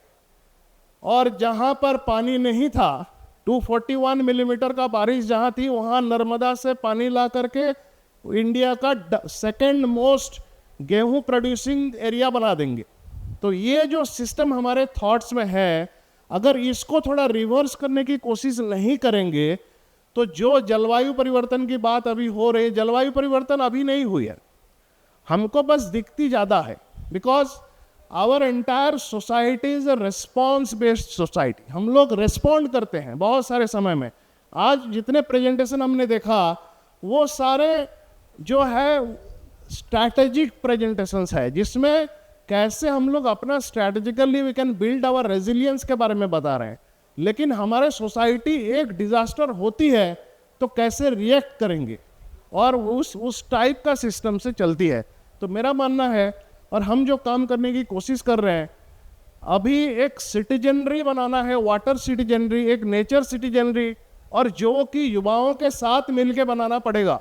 बिकॉज जो युवा आज है वो मैंने जैसे महानदी को देखी थी वो नहीं देखे हैं, वो पॉल्यूशन में पैदा हुए हैं। अभी जो 15-16 साल का जो लड़का है, लड़की है, for her looking at a black river is very normal. उसके लिए बाढ़ अगर आ रही है कुछ एक साल में, या फिर जो स्क्वीज्ड मॉनसून सीजन है, उसके लिए नॉर्मल है। 45 डिग्रीज 50 डिग्रीज मेरे लिए नॉर्मल है। लेकिन 15 साल का लड़का के लिए, लड़की के लिए it's a very normal phenomena. वो वही जमाने में पैदा हुआ है। तो अभी हमको सोसाइटी भी वैसा नहीं है कि हम सबको एक समझे। तो हमारे कैंपेन्स में हम लोग यही कोशिश कर रहे हैं कि सब तरह से इंटरसेक्शनलिटी जो बोलते हैं, कि सोसाइटी को आपको हर तरह से समझना पड़ेगा। और दूसरा एक चीज को फाइट हम लोग कर रहे हैं कि people should not become just consumers. अभी क्या कर रहे हैं हम लोग सिटीज में ज़्यादातर के, मैं हमेशा कहता हूँ, हो गया क्या, मेरे को बता दीजिएगा, क्योंकि मेरा प्रेजेंटेशन नहीं है तो आई विल बी फ्लोइंग, हाँ, and I flow with the reverse, so thank you.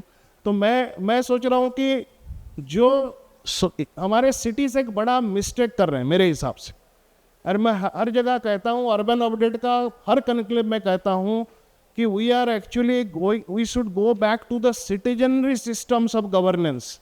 We should not be making people customers only. और हम लोग ये सोच रहे हैं कि पानी घर आया, पैसा दे दिए, हमारा रोल खत्म हो गया, पानी बचाएगा कौन? गांव वाला। और ये एक बड़ा सिस्टम है। ये अलग बात है कि 75% of our water actually comes from all the forested watersheds, और उसको समझने की भी ज़रूरत, अभी बहुत ज़रूरत है सिटी ड्वेलर्स को।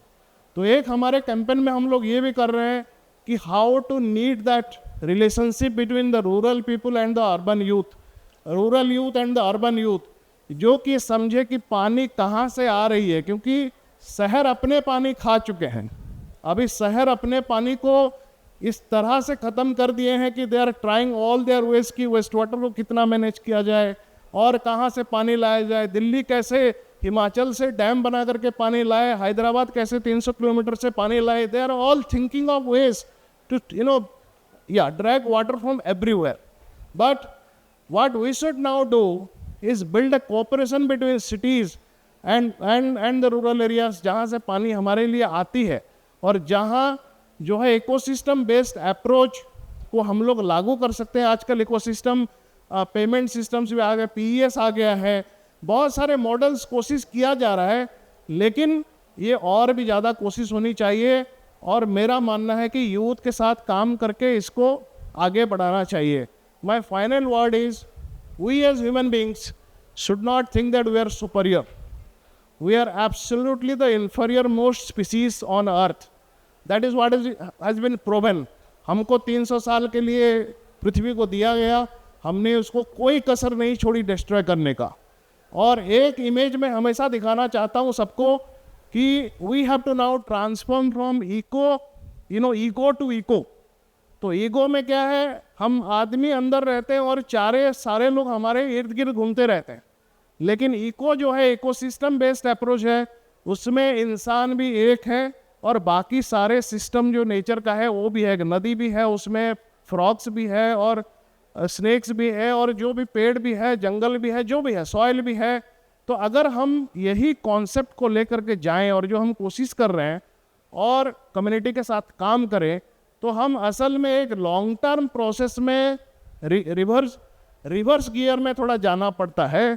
और मुझे लग रहा है कि ये पहली बात है जो एक किताब में पढ़ा हूँ जिसमें थैंक्स फॉर कमिंग लेट, आप वो पढ़िए ज़रूर। और उसमें यही बताया गया कि आपको थोड़ा सोचने का टाइम दीजिए, नेचर को भी थोड़ा रिकवर करने का टाइम दीजिए। ऐसा मत करिए कि मैं पैसा डाल दिया बिलियंस ऑफ डॉलर्स और सुबह ये नदी पूरा एकदम से उभर के आ जाएगी, ये सिस्टम नहीं है। It has to revive with the society because the society has almost gone backwards, not respecting the rivers the way they used to do that. I think that's much. Thank you so much. Thank you Ranjan ji, आपने बहुत महत्वपूर्ण बात बोली कि शहर जो है पानी गाँवों से, जंगलों से ले आएंगे। इस बारे में मुझे एक बात याद आती है, मैं कहीं एक कॉन्फ्रेंस में सुन रहा था कि एक स्पीकर ने बोला कि cities will never run out of water. हम देख रहे हैं बेंगलोर में पानी की कमी, दिल्ली में, मुंबई में, बाहर के साउथ अफ्रीका के कई सारे देशों में हुआ, वहाँ के शहरों में, क्योंकि city will never run out of water because they will rob water from villages, from small communities and they will manage. But ये मैनेज कब तक चलेगा, वो रंजन जी के जो ईगो और इको का जो सिस्टम है उससे आपको समझ में आ गया होगा। हमारे इस सेशन के लास्ट स्पीकर हैं Prabir Kumar Nayak ji, regional director, central ground water board. I invite him to speak on community mobilisation for sustainable management of ground water in Dhamtari district where we are having this conference. Over to you.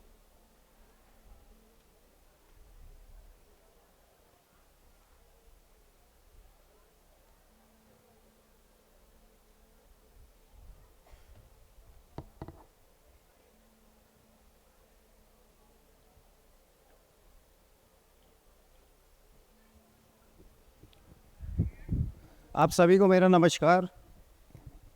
क्योंकि lunch time हो गया, मैं ज़्यादा नहीं बताऊंगा, कुछ slide है, photo दिखाऊंगा। I am regional director central ground water board, ministry of Jal Shakti, जो अर्चना मैडम सी जो additional secretary. I am head of Chhattisgarh state, so I look after the Chhattisgarh state. So we conducted a training in May 14th. From there they have come a long way in water conservation. So ये पुराना कहावत है कि many things we are following the old things. कोस पर पानी बदले, 4 कोस पर पानी, मतलब 3-4 किलोमीटर में पानी चेंज हो जाता है। हम भी जो बोरवेल करते हैं हार्ड रॉक में 10, 20, 30 मीटर में ही चेंज हो जाता है। तो इसका मतलब है we have to manage water at village and gram panchayat level. That is which is done from Dhamtari district and 2 district, Dhamtari and Rajnandgaon, they are leader in community water mobilisation. और पहले हमारा ये पर्शियन व्हील है। 50-60 years back we are using this manual method. Then we shifted to borewell energization and latest we have come to solar pumps. So in solar pumps we are not, energy कोई ज़रूरी नहीं है, हम पानी खींच रहे हैं, so there is decline in water level. And in central part of Chhattisgarh, or mainly the decline is because of cultivating paddy 2 times. We are cultivating paddy in the month of December, January. That is high water requirement clause. That is the main cause of decline. And Chhattisgarh also pioneer in paddy production. And lift irrigation. We are not telling that you don't cultivate paddy, but if you will shift from groundwater to surface water, that is the safe side. So from Gangrel Dam, we can use Edmond water. There are so much water in the Gangrel Dam, but surrounding in Dhamtari block or Dhamtari district, there is water scarcity. The water level gone up to 30 and 40 meter below ground water level. Archana madam also told that हम आप लोगों को डराना नहीं चाहते हैं, लेकिन situation is critical. And if there is poor monsoon, 1 or 2 years, then the situation will worsen. That this is the aquifer system. This feeds to Dhamtari. This is a limestone terrain. In limestone terrain, we get huge amount of water in the aquifers, because you have huge amount of water we are exploiting also in huge amount. In India, in the Indo-Gangetic alluvium, Punjab, Haryana, Uttar Pradesh and Bihar, plenty of water is available, and that's why it is the depleted area, because huge amount of water is available. Generally in hard rock terrain we won't get so much water, but this is limestone terrain and cavities are there, so we get lot amount of water. And just this I am giving a example of Raigad district, Chhattisgarh. In 1994, CGW drilled a borewell that was in autoflow condition. Water level was above 6 meter in 1994. So it is already around 30 years. In 30 years, that is, there is 30 meters decline in water level. Roughly you can say that per year there is 1 meter decline in water level. So that feeds to Dhamtari also. And this is a pumping test we carried out. This is above 6 meter. That time it was made on in the year 1994. And this is the present condition. 25th June, I asked PhD department to send some photographs, and both these wells are dry. They are now not functioning because it is so much exploited. In Raigad district, industry is there, your coal mining is there. When coal mining is there, lot of dewatering from the mines and the agriculture activities also there. So all three types of activities is going on. So this was, I am talking about the Chhattisgarh state. These are the granitic terrains. In granitic terrains, fractures are very limited, and where we will get the fracture, we will get good water and we can do cultivation. In Nagari area also, Dhamtari district, granitic terrain is there and there is huge amount of water in the borewell. So this, all these are granitic terrains. Then this comes the Chhattisgarh basin where we are sitting. Here we get the limestone, shale, dolomites. So mines is there. Limestone mines is there, then cement industry is there. So here huge amount of water is there. Groundwater point of view, huge amount of water is there. So you are exploiting it by borewells. So problem is also similar and also solution is also similar in these basins. Then this is the Gondwana basin. In geology we say we get the coal deposit. So maximum water we get in the basin, then the Gondwana basin, then the granitic terrain.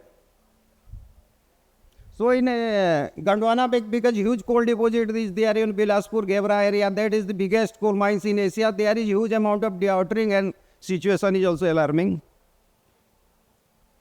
And this called the Deccan Troughs. You must have heard about it, 65 million years, dinosaurs extinct. So in that time it was formed. Then these are the unconsolidated formations along the rivers we get. That is not a major aquifer in Chhattisgarh. This is the district. And we, in geological terms, groundwater resource assessment, every year we do. And the critical and semi-critical blocks, almost 80% of the critical semi-critical blocks falls in the basin. So in Chhattisgarh, the groundwater exploitation is average less than 50%, which is safe. We can exploit up to 70%. But it is mostly concentrated in the central part. So the most exploited district in Chhattisgarh is the Bemetra, then the Dhamtari where we are sitting, then the Bolot, Mahasamung, then Garyaban. They are following their path.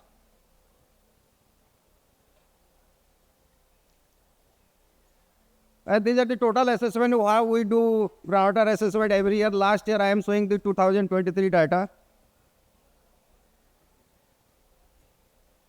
And this is the Mahanadi basin in Chhattisgarh.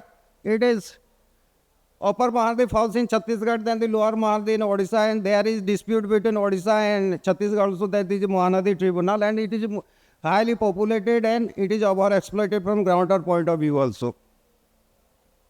And sinkholes in 2023, one depression were formed, and there are several theories, and the Central Groundwater Board did studies. Our Mukesh Anand has done studies for last 2 years. Then one sinkholes formed in Dhamtari, and in 2024 same sinkholes formed in Rajnandgaon district, and in this it is same in the Charburia limestone. These are the problem decline in annual extraction that we know. We should think about the solution. What are the recharge of Ferguson tanks? These are the hydrological map. Then one paleochannel is there.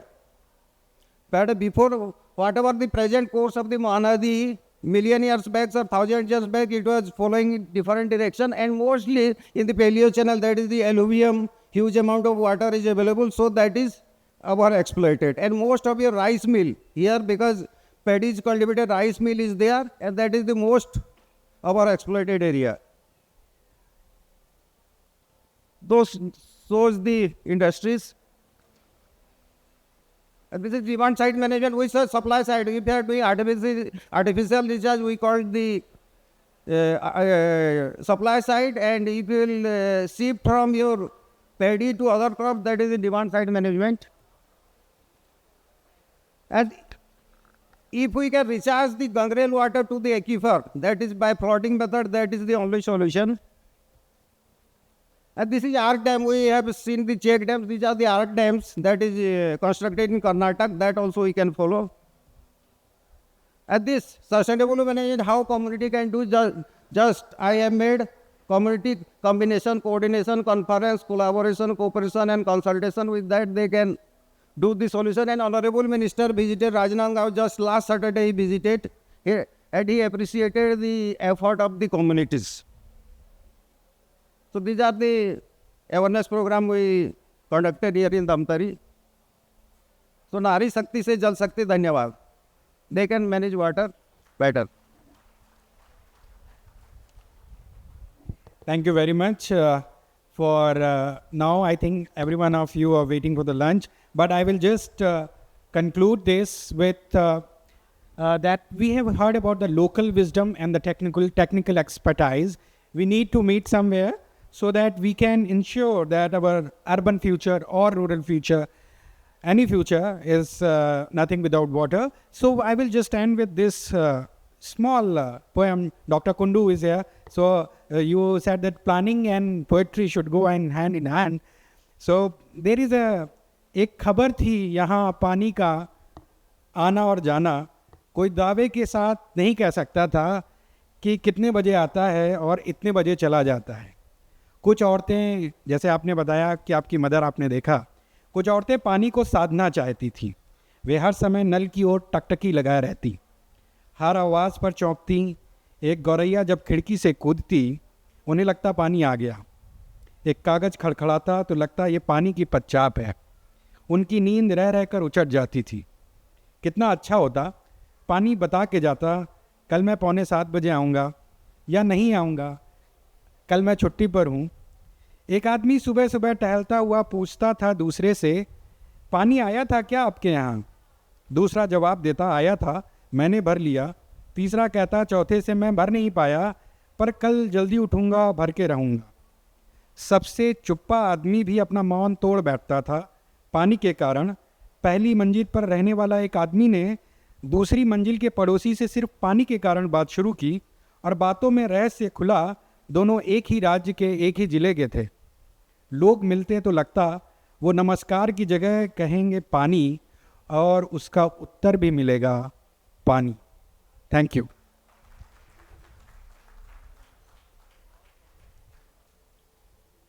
सो पता है कि काफ़ी late है और ज़्यादा समय नहीं लूँगा, बस थोड़ा सा फैसिलिटेशंस कर लें. और उससे पहले ये बता दूँ, हम अभी ब्रेक कर रहे हैं. 3:15 पे वापस यहीं पे आएंगे.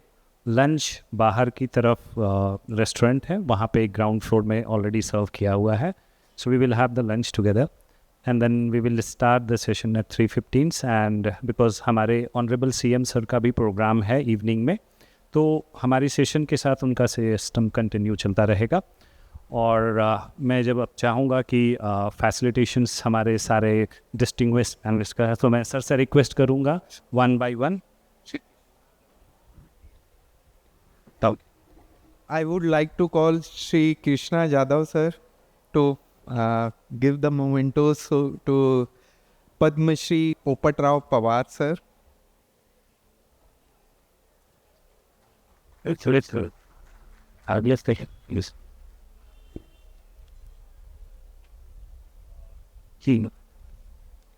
Dr. Rakesh Kumar.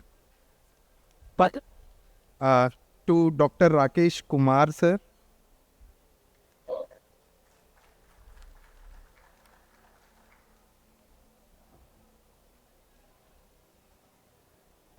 I would like to call Dipesh Kapil sir to give the mementos to Dr. Girija K. Bharat ma'am.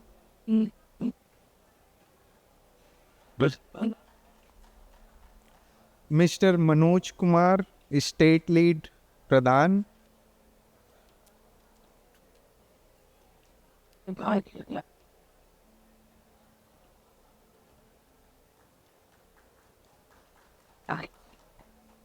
Mr. Ranjan Panda, Waterman of Odisha.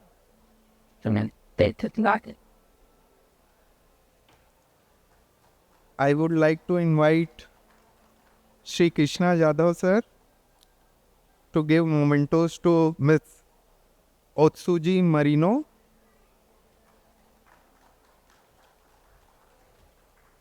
And also to Dr. Prabir K. Nayak.